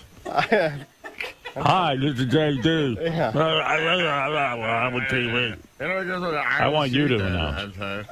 Thank you. All right, that's the new voice of Howard TV right there. If Lisa G offered herself to you, if she came to you and said, look, JD, out of all the guys here, you make me the horniest, and I need a man. I haven't had one in a while. You would not want her? That would, maybe, but that would be a totally different way of how I see Lisa now. Lisa, is that ever going to happen where you go to JD and say, you make me horny and I need you to satisfy me? At the cookie No. party. Never. No, because she has taste. Oh. Oh, see how sad he is? That's so sad. You said that once on the air already. Oh, my God. He remembers everything you said. It's just like a serial killer. I'm like a parrot. Everything about me. He's a blogger, you know. I saw Teddy yesterday on the elevator with his lunch at Burger King. And I said, do you go to Burger King every day? He goes, no, I'd rather have McDonald's, but that's a far walk. And there's a McDonald's like a block and a half away. It gets busy there, dude. Everybody should get in the sun, but I said, what? Teddy or JD you're talking about? JD. Oh, you said You Teddy. said Teddy. I did? Yeah. Oh, my God. Oh, yeah. No, I saw JD with the Burger King. Oh. Substitute everything I just said about Teddy with JD. And I JD, really, you won't walk to McDonald's? Listen, it's like it's a McDonald's like right on. By the way, Artie doesn't believe in talking about other people on the air, but he saw you going to McDonald's. No, but seriously, why can't you walk to McDonald's? You won't walk an extra block and a half? Sometimes I very heavy. rarely do it. It's like He's getting heavy, right, Art? Oh, fuck off. Fuck you. Leave me alone. it's not that he's heavy, it's flimsy. he's doughy. Yeah. I'm very doughy. Whatever. I'm jiggly. I'm at least constant. No, but I did I felt bad because I said, what is your day? So you leave here when? He's told me like 3:30. And then he goes right to that apartment and he sleeps until he has to come back here again. He has no life. That's right. That's why he's my favorite. That's why he's my favorite employee. But that's why he's blogging. Can you do push-ups and stuff, or are you too weak? I did like 5 push-ups one time here. You know, but you're thin and you're in your 20s. You should be able to do more. Even I could do like about 20 at that point. I don't know. All right. Thank you. Can I leave now? No. Oh, too bad. Look, he's wearing the Artie Lange shirt. Look at that kid. He's very supportive. Hey, on your dad's webpage, are you now #1 friend or you're not? You know his dad has a webpage and it says you're #1 friend and JD's like #3? I think I'm number. I don't know. Have you I moved think I'm up at number. all? I haven't been to it in forever. What were you again? You were #2 or 3, right? I was number 2. My brother was number 1. Osama bin Laden was #3. And you're older than your brother. Yes. Oh my God. Because it was JD, you could say, look, you're my firstborn, you know. That's right. I think I know why JD blogs, Howard. We sort of figured it out. We got it. So he does his blog where he talks about how miserable his life is, and then everybody writes him to cheer him up. Oh. See? Let me see. He's getting interaction. So I decided to go to a birthday party for someone. Oh my God. A friend of a friend. And if you know me, it's rare I even leave my house. If you know me. Look at this blog. But I thought I would change things up a bit. See if anything happens at this place. So angry. Maybe I'll meet a girl or get a number or something. More than likely. Isn't it more than likely? What did he write? THEN. Oh. More than likely. He's blogging. I don't know. I'm a filmer. I don't know. I would have sat in a corner watching everyone else dance, but hey, at least I went there. So I go to the China Club. Oh, this is where they didn't let you in? Oh, they didn't let him in. Yes. So I got in a cab and went home, and now I'm going to play my PS3 till I pass out. What's a PS3? PlayStation 3. Douchebag. Fuck you. You play chess. Leave me alone. Lashing Now out. people write back. That's brutal, JD. It has happened to all us at one point or another. Enjoy the PS3. John. Man, that is like, you know. Oh, man. This one from a girl. Sucks you had to pay for a cab for nothing. Next time, bring me. The tits will get you in. Why don't you call this broad? Yeah, What did about you that? call her? Probably Did you lives like in contact her? freaking It's probably what? Arizona or something. There's a chick who said she wants to come out with you. Heather Whiz. This guy goes, that sucks, but don't give up on the nightlife because of it. Rachel and Jake. All of JD's friends write back and tell him he's not a loser. It's okay, JD. Thank you. Fresh kid eyes. I used to sit in the corner and watch everyone thing. I used to do that. I soon came to realize that the people I was observing, the people who thought they were cool, were not the kind of people I wanted to be around. Conversely, these people were utterly lame and shallow. Yeah, right, asshole. Arrogant. You only wish you were part of that crowd. Why even put yourself in that situation? Playing games until you pass out is perfectly fine as long as the games aren't shitty. Exactly. This is like Nerdville, USA. Ooh, I'm telling you, what hole have you fallen into? I don't care about those kids. I want to stay home and play PlayStation 3. Who wants to be them? Fuck all those cool kids. Fuck all those kids getting laid. I don't think Playing it's games till you pass out. I like staying home, passing out with my PlayStation 3. And staring at the crack in the wall. Don't play shitty games, that's all. I don't think it's such a bad thing that he's writing this. I just don't see how this is going to get him to be a filmmaker. Yeah, his blog. I mean, you got to write a script. I know. But I've got to write something. You know, he hasn't sat down to write the script, and he just feels that, he wants to exercise his writing muscle, Artie. I'd publish a book, JD's blog. I would call it an unsuccessful life. Yeah, Ralph. Oh, my God, Ralph? Excuse me. Did Artie just say that he could do 20 push-ups? He said when he was 20s. his age. Oh, I thought. And I could probably do close to that now. He can do it. He did them recently. He's a strong man. I did 22 recently. Yeah. Trust me, if you saw him run out of this room after Teddy, the guy's not weak. Hey, speaking about that and promos and stuff, did you hear the promo for the replay of the Artie thing? No. I think they're sort of glorifying his. They are. Tim came in and goes, plug the fact that we're having the big Artie weekend this weekend. Big Artie blow special. I mean, but Tim came in with corporate orders. He went, they got to pump up the Artie blow up. Come on, doesn't that send the wrong message? Yes. Yes, we love sending the wrong message. No, We've been sending the wrong message for the last 30 It'd years. be really great if he got his hands wrapped around his throat. That'd be the greatest moment ever. I mean, Well, it would have been higher ratings, yes. All right, thank you, Ralph. all right. All right, there you go, Ralph. right. Ralph worried about society. Ralph worried about society. Well, you got retards like Sal around there. Now he's probably going to go in. Who knows? That's right. Thank you. Retards like Sal. I got retards like you running around, Ralph. All right, JD, good luck with your blog. Sounds like you're onto something big. Oh, yeah. Yeah. Imagine him sitting at that computer thinking of shit to write. What's your next blog about? Do you know? It's going to be, I don't know. You do too. No, I don't. What? Something has to I'm not going to happen. blog anymore. Well, Something has to It's going to be happen fuck before everyone like Scott. Oh, jeez. In 12 years, when I officially get my website off the ground, JD at gigs, he's doing a video blog. JD, Where he talks? Well, no, I haven't really been doing that. because he wants to be a filmmaker. Hi, this is a video blog. Well, what are you going to do? You're going to have some sort of voiceover on it. You're going to talk to the people, interview the people. Yeah, here and there. It was just I thought it was just gonna be like a lot of backstage stuff and whatnot. We sent that JD to that. What was it? Night of Too Many Stars. It was Night of Too Many Comedians or something for Comedy Central. You want to hear him interview people? Yes. All right. Who's your best one? Kelsey Grammer? Yeah. Sarah Silverman? This is the Robert Smigel thing for autism. Oh, He does it every year. Jon Stewart hosts it. All right, here's JD interviewing. I'll start with Richard Belzer. How'd that go? I don't know. He was just annoyed. He had like a dog with him, and he always has his dog. Yeah, I don't know. The dog. It was funny. The railing almost fell on the dog. Who is the most overrated comic in showbiz today? Yeah.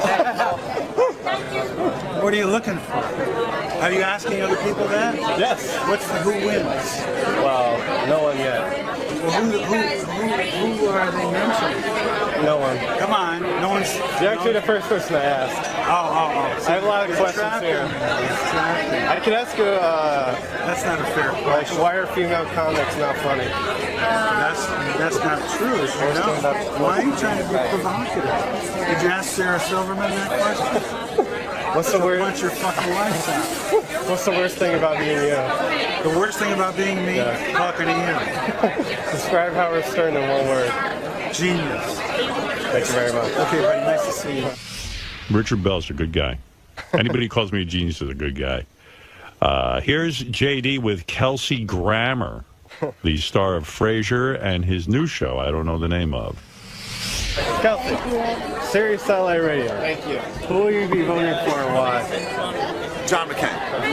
And what happened with you and Howard Stern? What happened with us? So like him? I have nothing against Howard Stern. Just don't come on the show?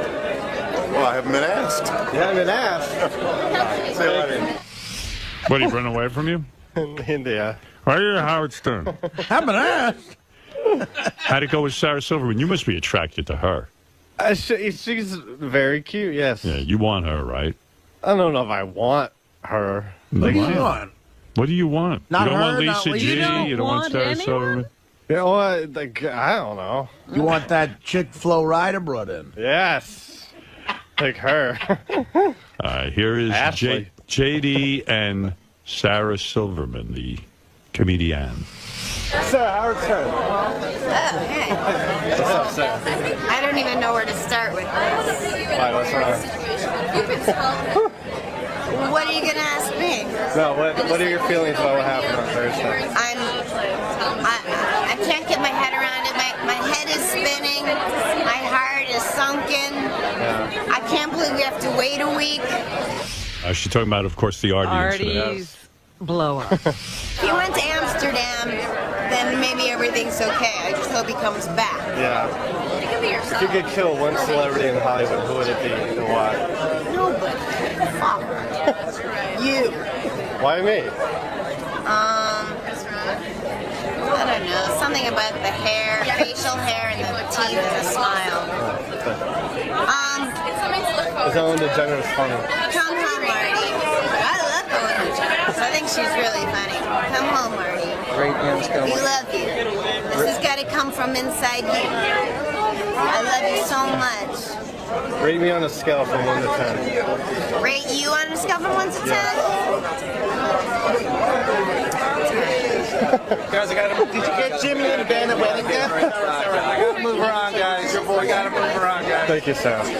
She was saying she loves me, and you crowbar in a question about you. Yeah. It's my first time, Artie. I'm sorry. It's very unprofessional of me. Beth went to Jimmy Kimmel's show last night. She's in L.A. Uh-huh. And I said to her, like, why are you not coming home? Like she had some business to do there. She wrapped it all up, and I said to her, I go, like, why are you hanging out today? Like she goes, well, my flight's first thing in the morning. I go, yeah, but like she was going to dinner with Jimmy and some other people, and going to Jimmy's show. Jimmy's show's a party. In the back by the green room, they have a big bar. Oh, that great! People go to. You know? I go, what are you? What are you? Party Central? I was like, I want to in L.A. I'm marrying you. That's what I'm talking about. I need service. Where were they go? Were they going out like a full night? Or Yeah, like, they were going out. I never heard from her again, so it must have been a good night. I hate that when the chick. I'm like, I hate not getting the update late because your mind starts wondering. I'm like, come home and watch me play chess. Come home and watch me blog. Let's see. Oh, Senator Robert. He's not a senator. Who? It's Robert F. Kennedy Jr. He's not a senator. Well, whatever he is, I don't know. Yeah, Richard put that in. I think Richard thinks he's a senator. I think I told Richard His that. father was a senator. Right. He's something. No, he's Robert Kennedy Jr. Okay. He's not anything. Dude, I don't know. He's an You don't know that he's not a senator? I at least know his name. I don't know his like professional status. Fucking retard. It's all working here. Sorry. I just have one quick question. Do you support the merger between XM and Sirius Satellite Radio?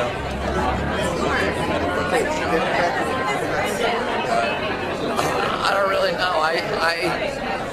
I think it's going to be good in some ways because I'll be able to get all those stations on XM radio. What happened to him? How come he sounds He so... has I remember we talked about once, he's got something wrong with his vocal cords. Oh, wow. Well, that sounds depressing. Yeah. Man, he can hardly speak. Who's Susie Essman? I don't even know who that is. She's a comedian. She's on Curb Your Enthusiasm. She's very funny one. Really funny, yeah, actually. She's a great roaster, and on Curb Your Enthusiasm, she's hilarious. Hello, Sirius Satellite Radio. And who are you? Susie Essman. And who will you be voting for and why? Oh, I don't reveal that information. Do you think comedy is too vulgar these days? What the fuck kind of question is that, asshole? Hey, man. Do you think Pam Anderson is misguided or just stupid? Do I think she's misguided or just stupid? I don't know her personally, but the fact that she's visiting the president right now, as we speak, I believe, makes me believe that they're on a very similar level. Is that true that she was visiting the president? Visiting President Bush? I read in the paper today that she was invited to the White House Correspondents' thing at the Hilton. Oh, really? They were, asking celebrities to go. She's one of them. I'd invite her, too. Yeah, why not? Damn right. Well, I can't. She's 40 now, though. So. Why is Richard Simmons having such a hard time finding the right woman? Because he's gay. What kind of stupid fucking question is that?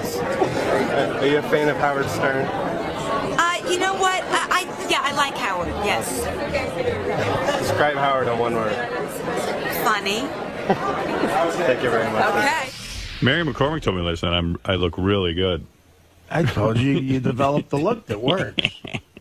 Yeah, that chick, Susie Essman, that was a little taste of it on that Curb Your Enthusiasm. She plays Larry David's manager's wife, and she just screams vulgarities at Larry David because she hates him, and their dynamic together is so funny. He looks at her like she's a monster from outer space. He's actually afraid of her. Yeah.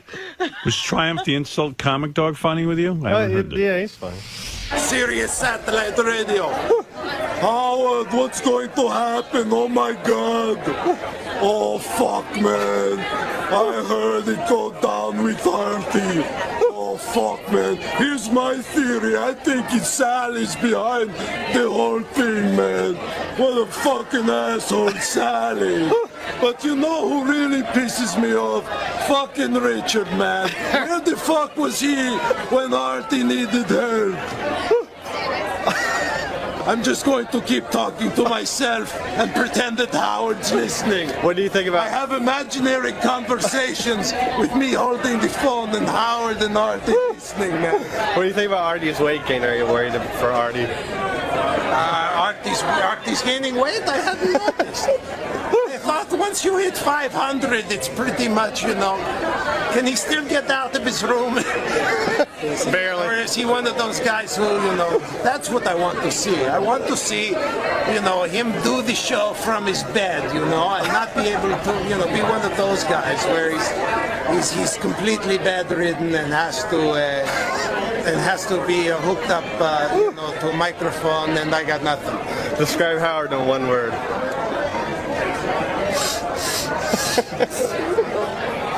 Youch! If you could kill one celebrity in Hollywood, who would it be and why?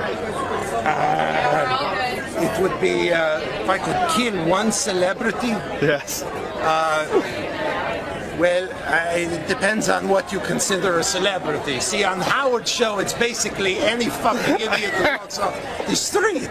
He's a celebrity, so you know you have to give me a realistic A-list, movie. A-list. star. Okay, so now we're not talking about Richard or Sal. No, we're more like in the Baba Booey category. Not even that, higher than that. No? John Hine? John Hine? Is it possible? I don't listen to anything but Howard radio anymore. So, because I wanted to lose all sense of reality. As I just sit in my car 24 hours a day, listen to Howard, listen to the Round Table. The Round Table guys, those are the celebrities I want to be. Like Mutt? Yeah, like Mutt. Yes, because we're both dogs. He's a mutt. All right, thank you. Thank you. Yeah, no, it is time to wrap it up.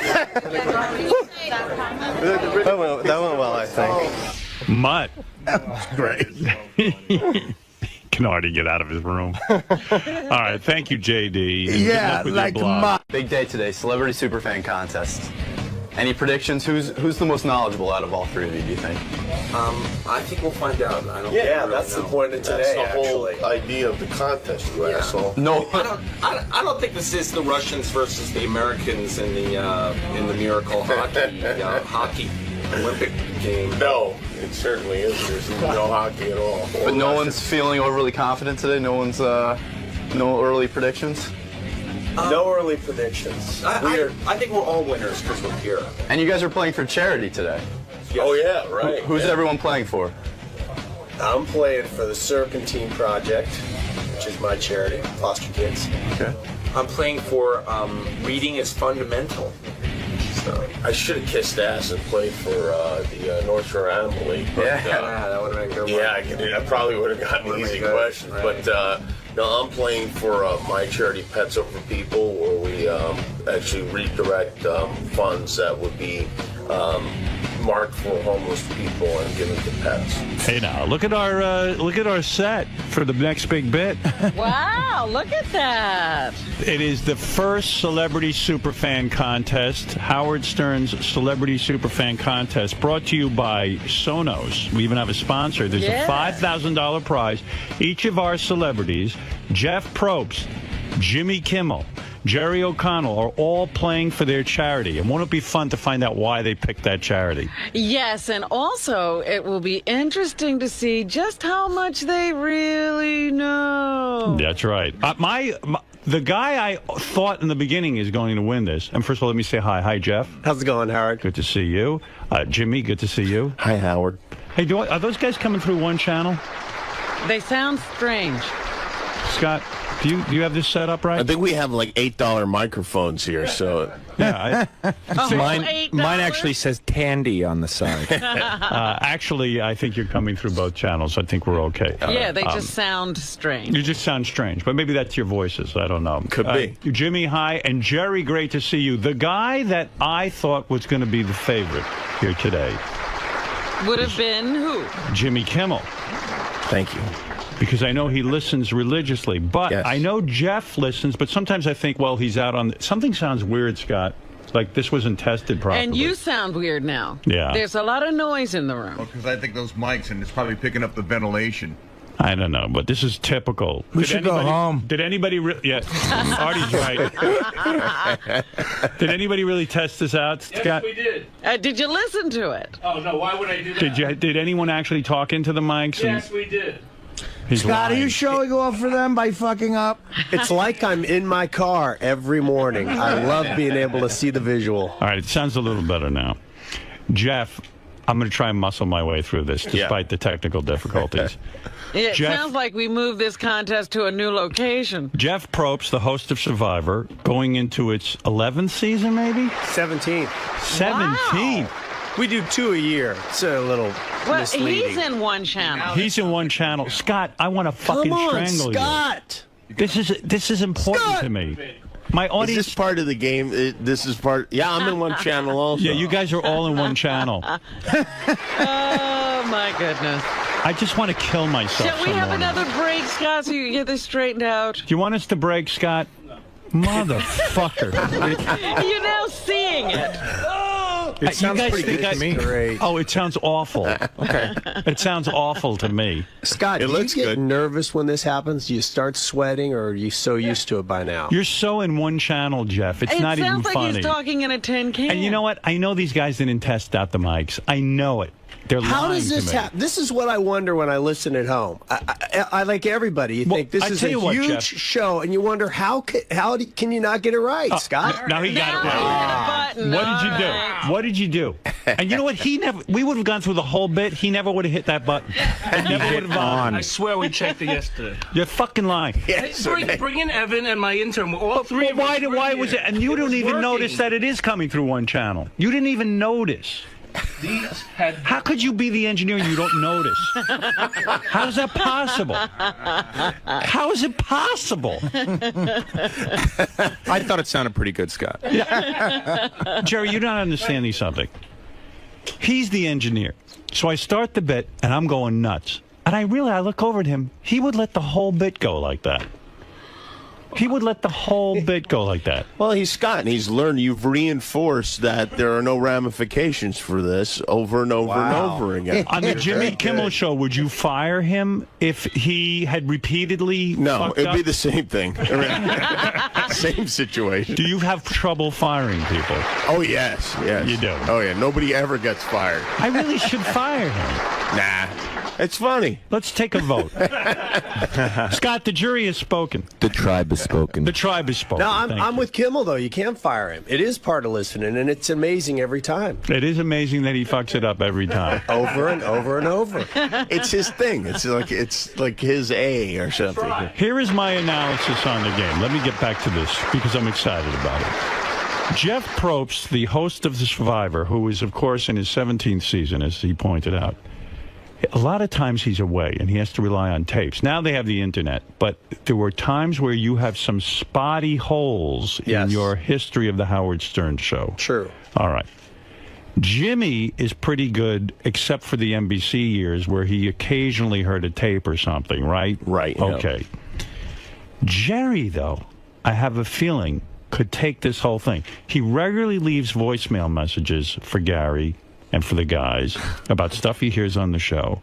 He has a vast command of this, and you've been listening for a very long time. Well, I think my benefit, I don't want to boast, but I'm from the New York area, so I was around Even during 92, the 3 days. Yeah. I'll tell you how good Jerry is. Jerry missed 30 minutes of the show on October 15th, 1987, and immediately got a tape of those 30 minutes. Actually, Jerry told me in the green room he doesn't listen much at all. We're going to find out. All right, Jeff Probst. Getting in your head. 17 seasons, and I now notice they've made you a producer on the show. Did that mean additional monies? No.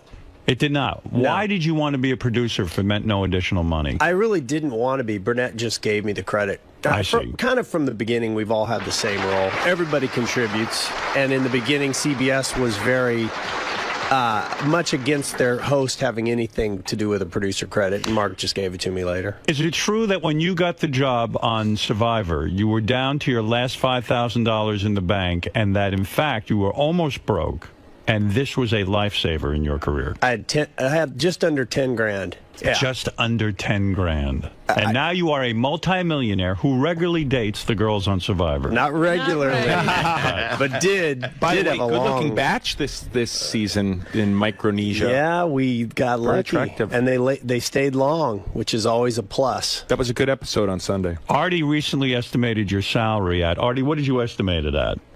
I did? Yes, we were on the air and you said Probst must be worth, and then you came up with a figure. No, I said at least $100,000 an episode by now, right? I don't know how many episodes they do. How many you do? Oh, more than that. They send him to an island, for God's sake. But He's Jimmy, in there. I won't lie. It's Really? good. Wow. They've been good to me. Well, with the producer credit, does that mean now when it goes into syndication? Nothing. Nothing. Nothing? Reality's not. It has no. It's a completely. There's no union. So is that just for involved. pussy or something? But you know what? Reality doesn't really have a life in syndication. It's Well, hard. they have that outdoor channel Yeah. now. There's places for it. They sold Survivor for a pretty good chunk of change. They did? Yeah. I didn't realize that. Sure. And you don't get a piece of that? No, nothing. But I'm not complaining. So what happened? You were dating one of Julie. Julie. Right. 3 years. Yeah. One of the chicks from Survivor. Yeah. I knew that was going to end in a disaster. Really? Why did you know that? Because it's the same as an onset romance. It's very difficult for it to work out. That's also your prediction for every relationship. Yeah, exactly. Yeah, but you know, actually, you just predict that it's going to end, and they And usually you're do. pretty much gonna be right. Yeah, But did they fall in love in the woods? Yes. Well, I was probably falling in love in the woods. What's Jerry holding up? He's holding up a sign that says, "How is Ivy supersonic to Benji?" This guy's a real hardcore fan. Wow. Okay, listen, you've got to just maintain your cool, Jerry. Jerry should be happy to know that I'm playing in a celebrity trivia expert of Crossing Jordan game. Oh man, Are you? I didn't know that. Yeah. It's going to be you versus my mom. I bet you already wins. I know your mom missed 3 episodes. Jeff, explain to me something, though. You were going out with Julie. Right. You met her on the show. Right.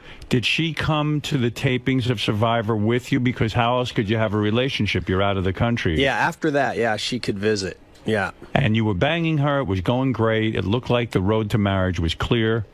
What went wrong? Just didn't work out. You know, just like when relationships don't work out. We just couldn't figure it out. But yeah, we were. It was definitely a serious relationship. Are you back in the saddle? Are you getting more? I am dating again. You are. Will you ever date another contestant? Probably not. I say he will. Nah, well, bet on it. I don't know. You know, you're right. I think that's unlikely. I say you're dating David Archuleta in a week. It's a different show, Artie. Artie doesn't know that. I'm so glad Artie's back and Jeff, sane. Thank you. Yes, we are all glad Artie's back. Can I criticize Fred for 1 second? I'm sorry, Fred. Someone has to. He's wonderful, but Good luck. it would have been a magic moment if right at the tail end of Artie's fit, as the fighting was going on, if Fred had gone into dreaming into Artie's _𝗏𝗏 song. I think that would have defused the whole situation. Calmed him down. Yeah. Yeah, because he's almost like King Kong when he goes into a rage. And that Frankenstein. That song is.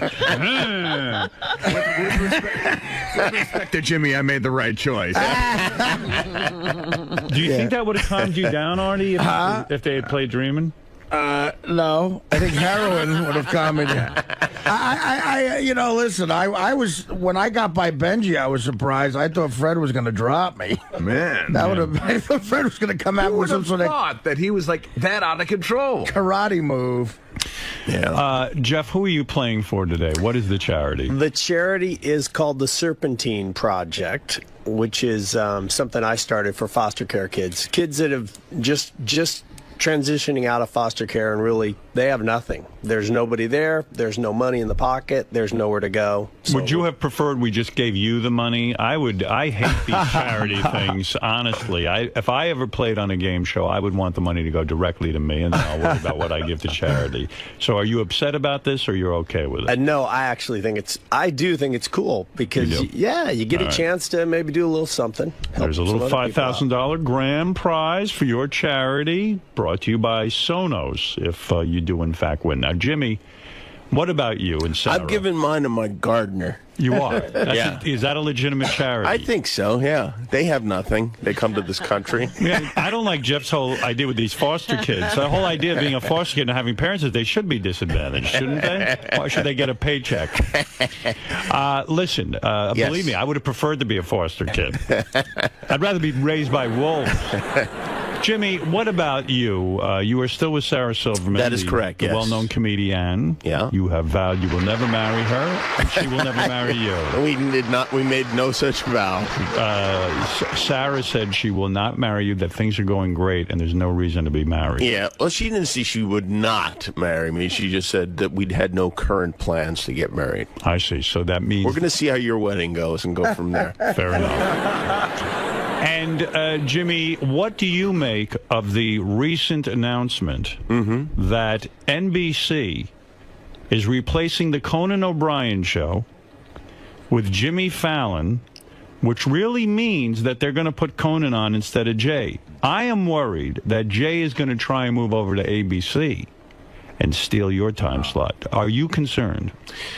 Well, yeah, I mean, yeah, somewhat concerned. Well, the main thing is now I have to be the fat Jimmy in late night, you know? I wish he would change his name. I don't like the idea that there's two Jimmys.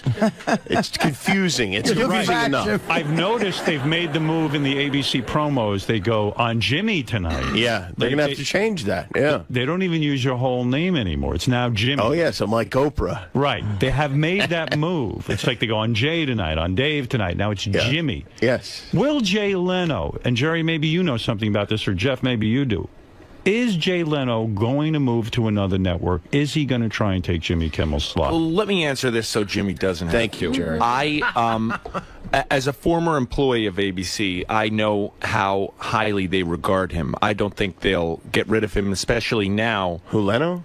No, I don't think you, ABC will get rid of him. Do you think ABC will try and move Jimmy to 12:30 and put Jay on at 11:30 if that is the case? I personally feel, and this is just my personal opinion, that if Jay leaves NBC, he will probably do a deal with either Sony or Fox. You think so? And not go to ABC?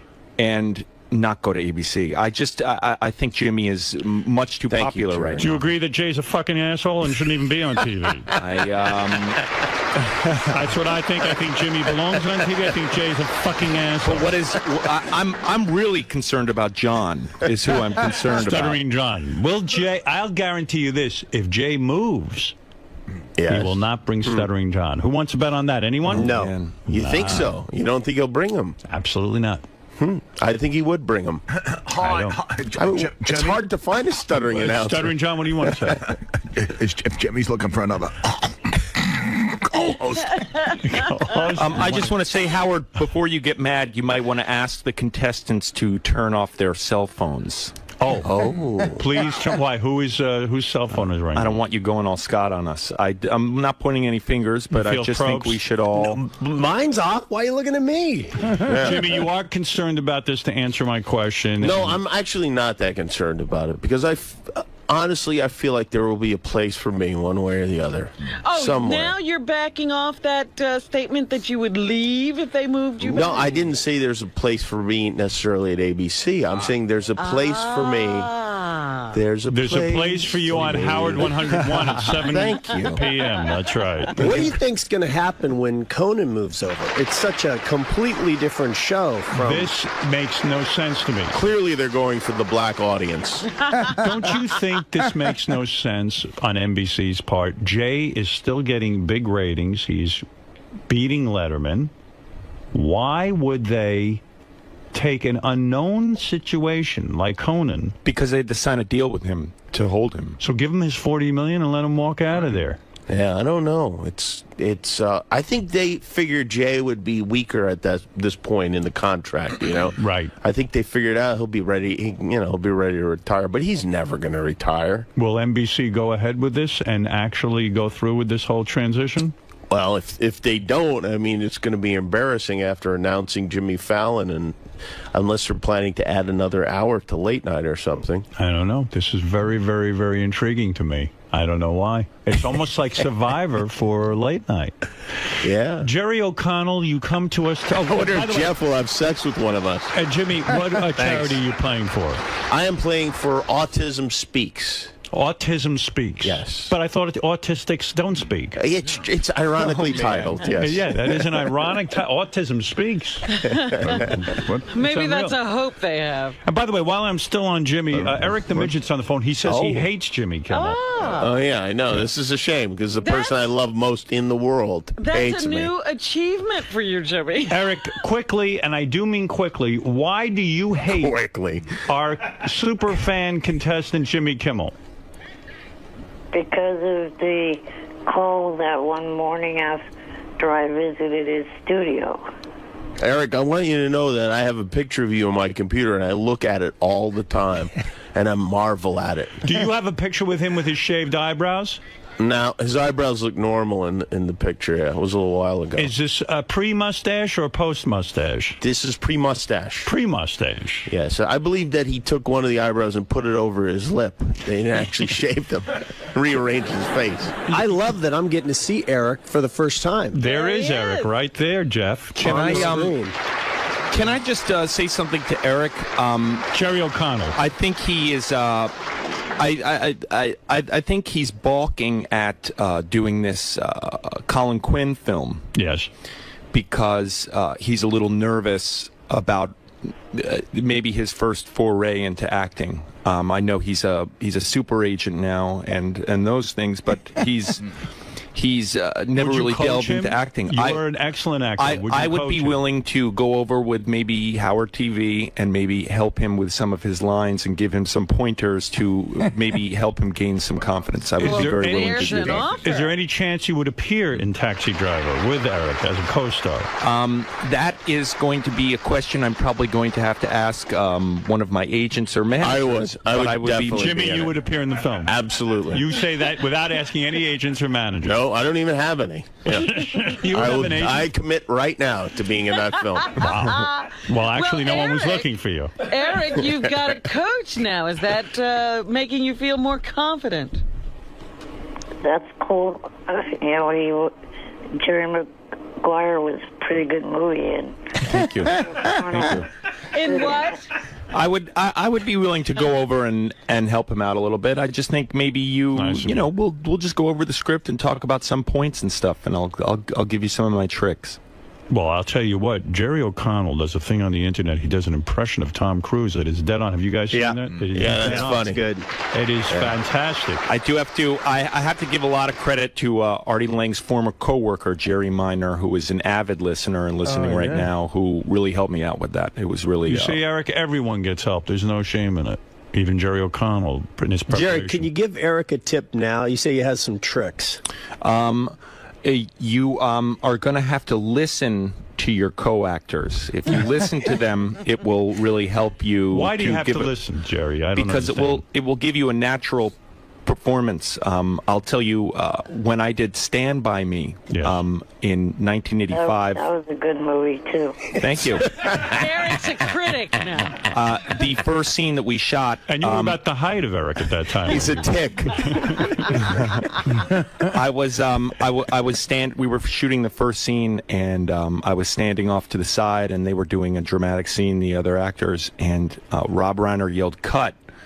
and came over to me in front of everyone and went, "What are you doing back here? What are you doing?" And I went, "Well, what do you mean?" And he went, "You're just standing here. What are you doing?" And I went, I'm not in the scene. I'm not saying anything." And he went, "You got to listen to everybody. Oh, you're all a fuck part of him. the scene." He made a bunch of, did you contact him when he made a couple of stinker movies and said, "What were you doing there"? No, he's still pretty close to me and helps me out a lot. All right, fair enough. Listen, Eric, again, why does he hate you, though, Jimmy? I don't understand why Eric hates you. Well, I don't know. Eric, why do you hate me? Because you severely made fun of me that morning after I appeared at your studio. How does that make me different from every other person you meet? He hates them too. Eric, they make fun of everybody on the show. I mean, it's that's the deal when you sign on. You got to know the rules, man. Kimmel is actually not really a part of that show, technically. Oh. It's a good point. He makes a point. He makes a real good point. All right, Eric, thank you. That is Eric the Midget. Everyone thrilled to be speaking to him. And Jimmy, I see you're captivated by him. I am. I love him. I swear to God. It really breaks my heart that he doesn't like me. But what are you going to do? Jerry, everyone is curious about your relationship right now. There is a rumor that you are currently involved in the biggest project of your life, impregnating Rebecca Romaine. Wow. What's he doing here? Yeah, exactly. Why are you not home impregnating her? Because in all honesty, dropping loads. Why am I not at home dropping loads? Are you trying to get her pregnant? I love you, pussy. Why? I love you, pussy. Love that click. I actually say that to my wife. I love you, pussy. What is going on in that relationship right now? Right now, I love a pussy. Is she not ovulating today? Is that why you are here? 'Cause that's when you have the temperature wasn't right. No, I mean we eventually want to have kids. You know, You're banging her without a rubber presently? You know, unlike you, Howard, a lot of people in relationships after they're tested don't use prophylactics, and I might suggest that it feels totally different. You should try it. But if you're afraid, deathly afraid of pregnancy, you do what you have to do. Well, in all honesty, Howard, I'm going to tell you, if you were to procreate with Beth, that would be an extremely attractive child, and you might want to jump on that pretty quick. I'm just saying before things maybe... I'd like to see a blonde version of you as a good athlete. That'd be amazing. But, all right, so you're not revealing what plans you have in your marriage. We definitely want to have kids, but, you know, I mean... which is an exciting time, but, you know, nothing yet. You said in a cruel joke that the fellow workers on your last series used to call you Stamos. Yes. Didn't you take offense at that? I didn't take offense to it. You did not care? I did not care. But it's probably better that we don't joke about that stuff because... Why? Just because it's probably better. Really? Rebecca was offended, I bet. I thought it was very funny. I thought it was funny.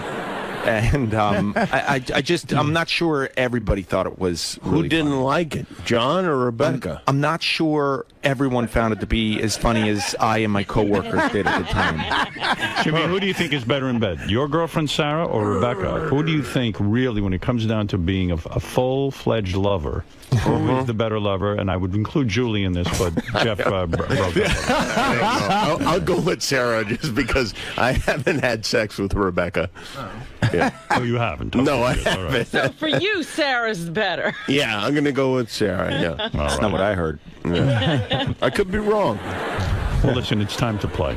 Let's stop the nonsense, all Well, right? what is Jerry's charity? Did we find out? Oh, yeah, Jerry, now who are you playing for? You know, actually, Jimmy brought up a very good point in the green room that we should have been playing for North Shore Animal League. That was a slip of the mind. But you guys should have been playing for different whack packers. I decided that. Oh. But, all right. Would that have been all right? They did say charity, yeah. Well, that's charity. Oh. I If could you have had played for Eric. I wonder if Eric the Midget would have... If you were playing for Eric, Jeff, I wonder who you would choose to play for. Whack Packers? Who would I really want to see? Probably John the Stutterer. Wow. Really? And Jerry, who would you want to play for? I would have probably played for, I believe his name is Jeff, who just passed away in prison for his family. You're talking about Kenneth Keith? Kenneth Keith, sorry. You better brush up. You could lose this. Uh-oh. Jeff Curro is dead in a trailer. All right, it's time. Jerry, who are you playing for? I'm playing for Reading is Fundamental. Why? Is reading very important to Reading you? is fundamental, yeah. Because Who doesn't know how to read? That's what I'm trying to figure out. I mean, What is that? It's just I think reading is it's just a good charity. It's been around for a while. I remember the commercials. Remember the reading. It's another trick, too, of your acting thing, right? Listening and reading. Right. Key. All right, listen. It's time to play Jeff shitting on acting. Celebrity Superfan Contest. Jeff Probst, Jimmy Kimmel, Jerry O'Connell, all listeners of the show, all have voiced to me in the past that they know the most about the show. Who will win? Jimmy thinks he's going to win. I know it. I see it in his I always think I'm going to win. It doesn't matter what it is. I think I'm going to win. Which is the mindset you're supposed to have going into a competition. Jeff, Jimmy, Jerry, time to play. Let me tell you how we're going to play our game. There are 5-point questions, 10-point questions, and 25-point questions. A couple of the questions are audio questions. That's correct. And I'm assuming Fred has the audio, because I don't. Oh, you do. Okay. I do. Gary, preview page 2. Right. Nice. Click on 22. I'm going to start with 5-point questions. We'll graduate to 10-point questions, and then eventually end up at the 25-point questions. Oh, hey, I just want to say, I don't have it, but a friend of mine has Sonos at his house. Yes. And it is incredible. You wouldn't let Gary explain exactly what it was the other day. You got a little upset. Robin had already explained it. But you know, you can. It's music on demand. You can type in Don Henley and boom, like all of his songs come up and you can play them. It's incredible. Yeah, but why would you do that? Because, well, I mean, you can type in anything. You can type in. You don't want to hear Don Henley?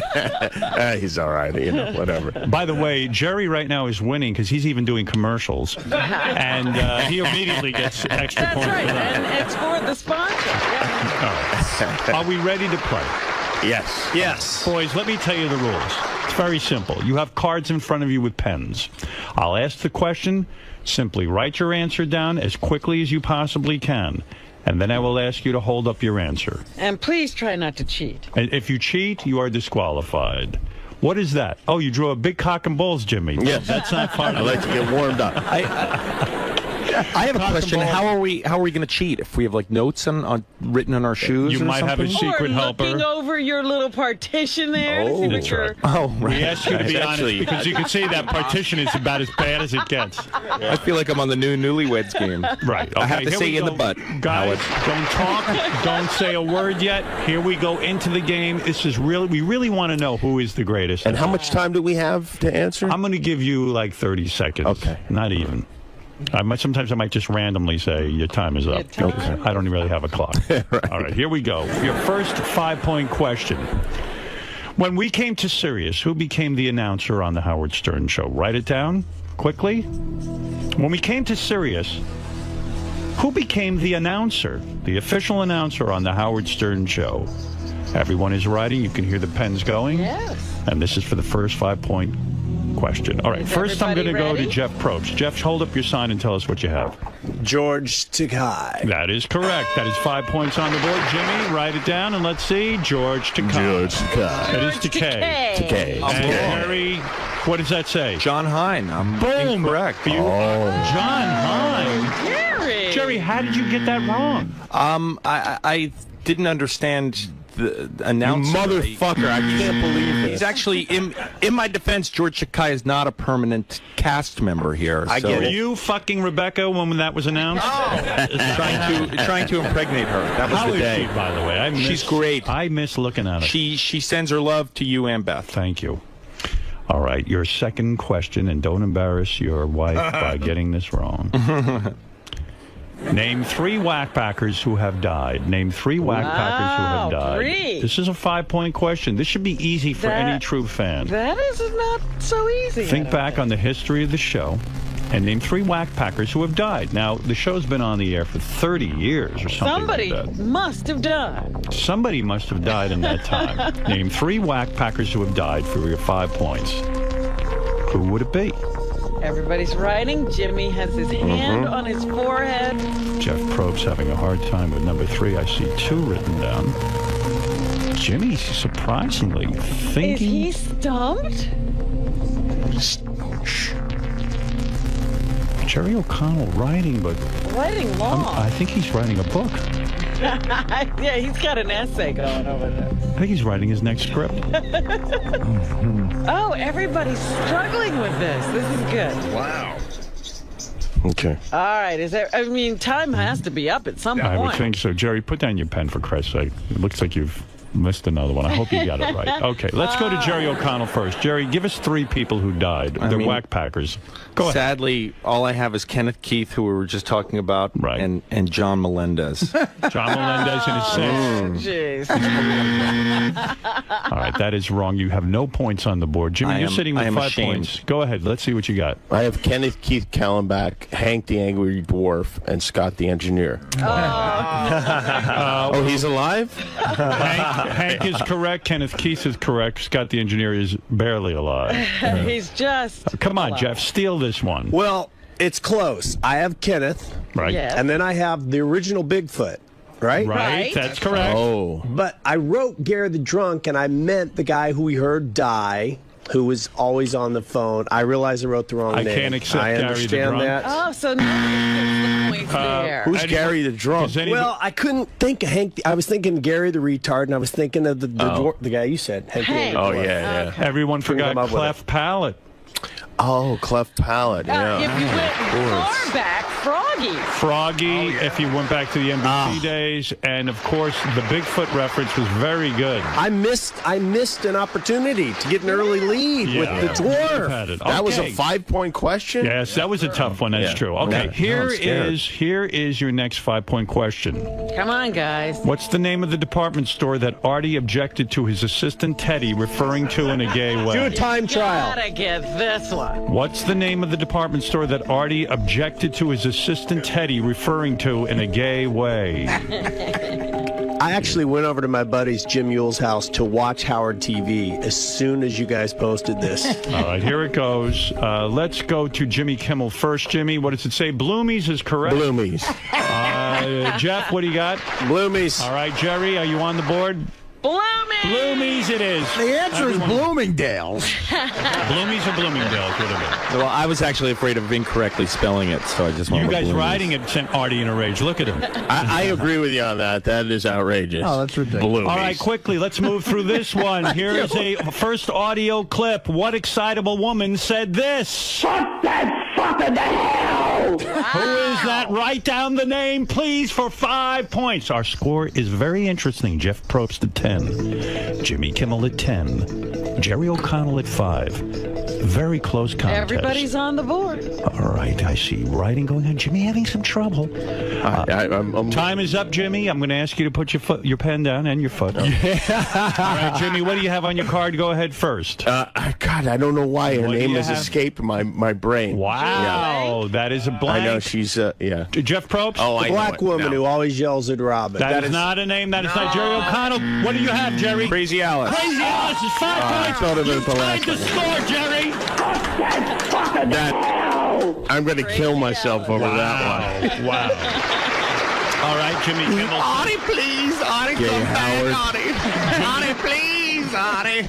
Jimmy By the way, Kimmel- that's not Fred playing it. That's Jerry O'Connell saying it. Artie, please.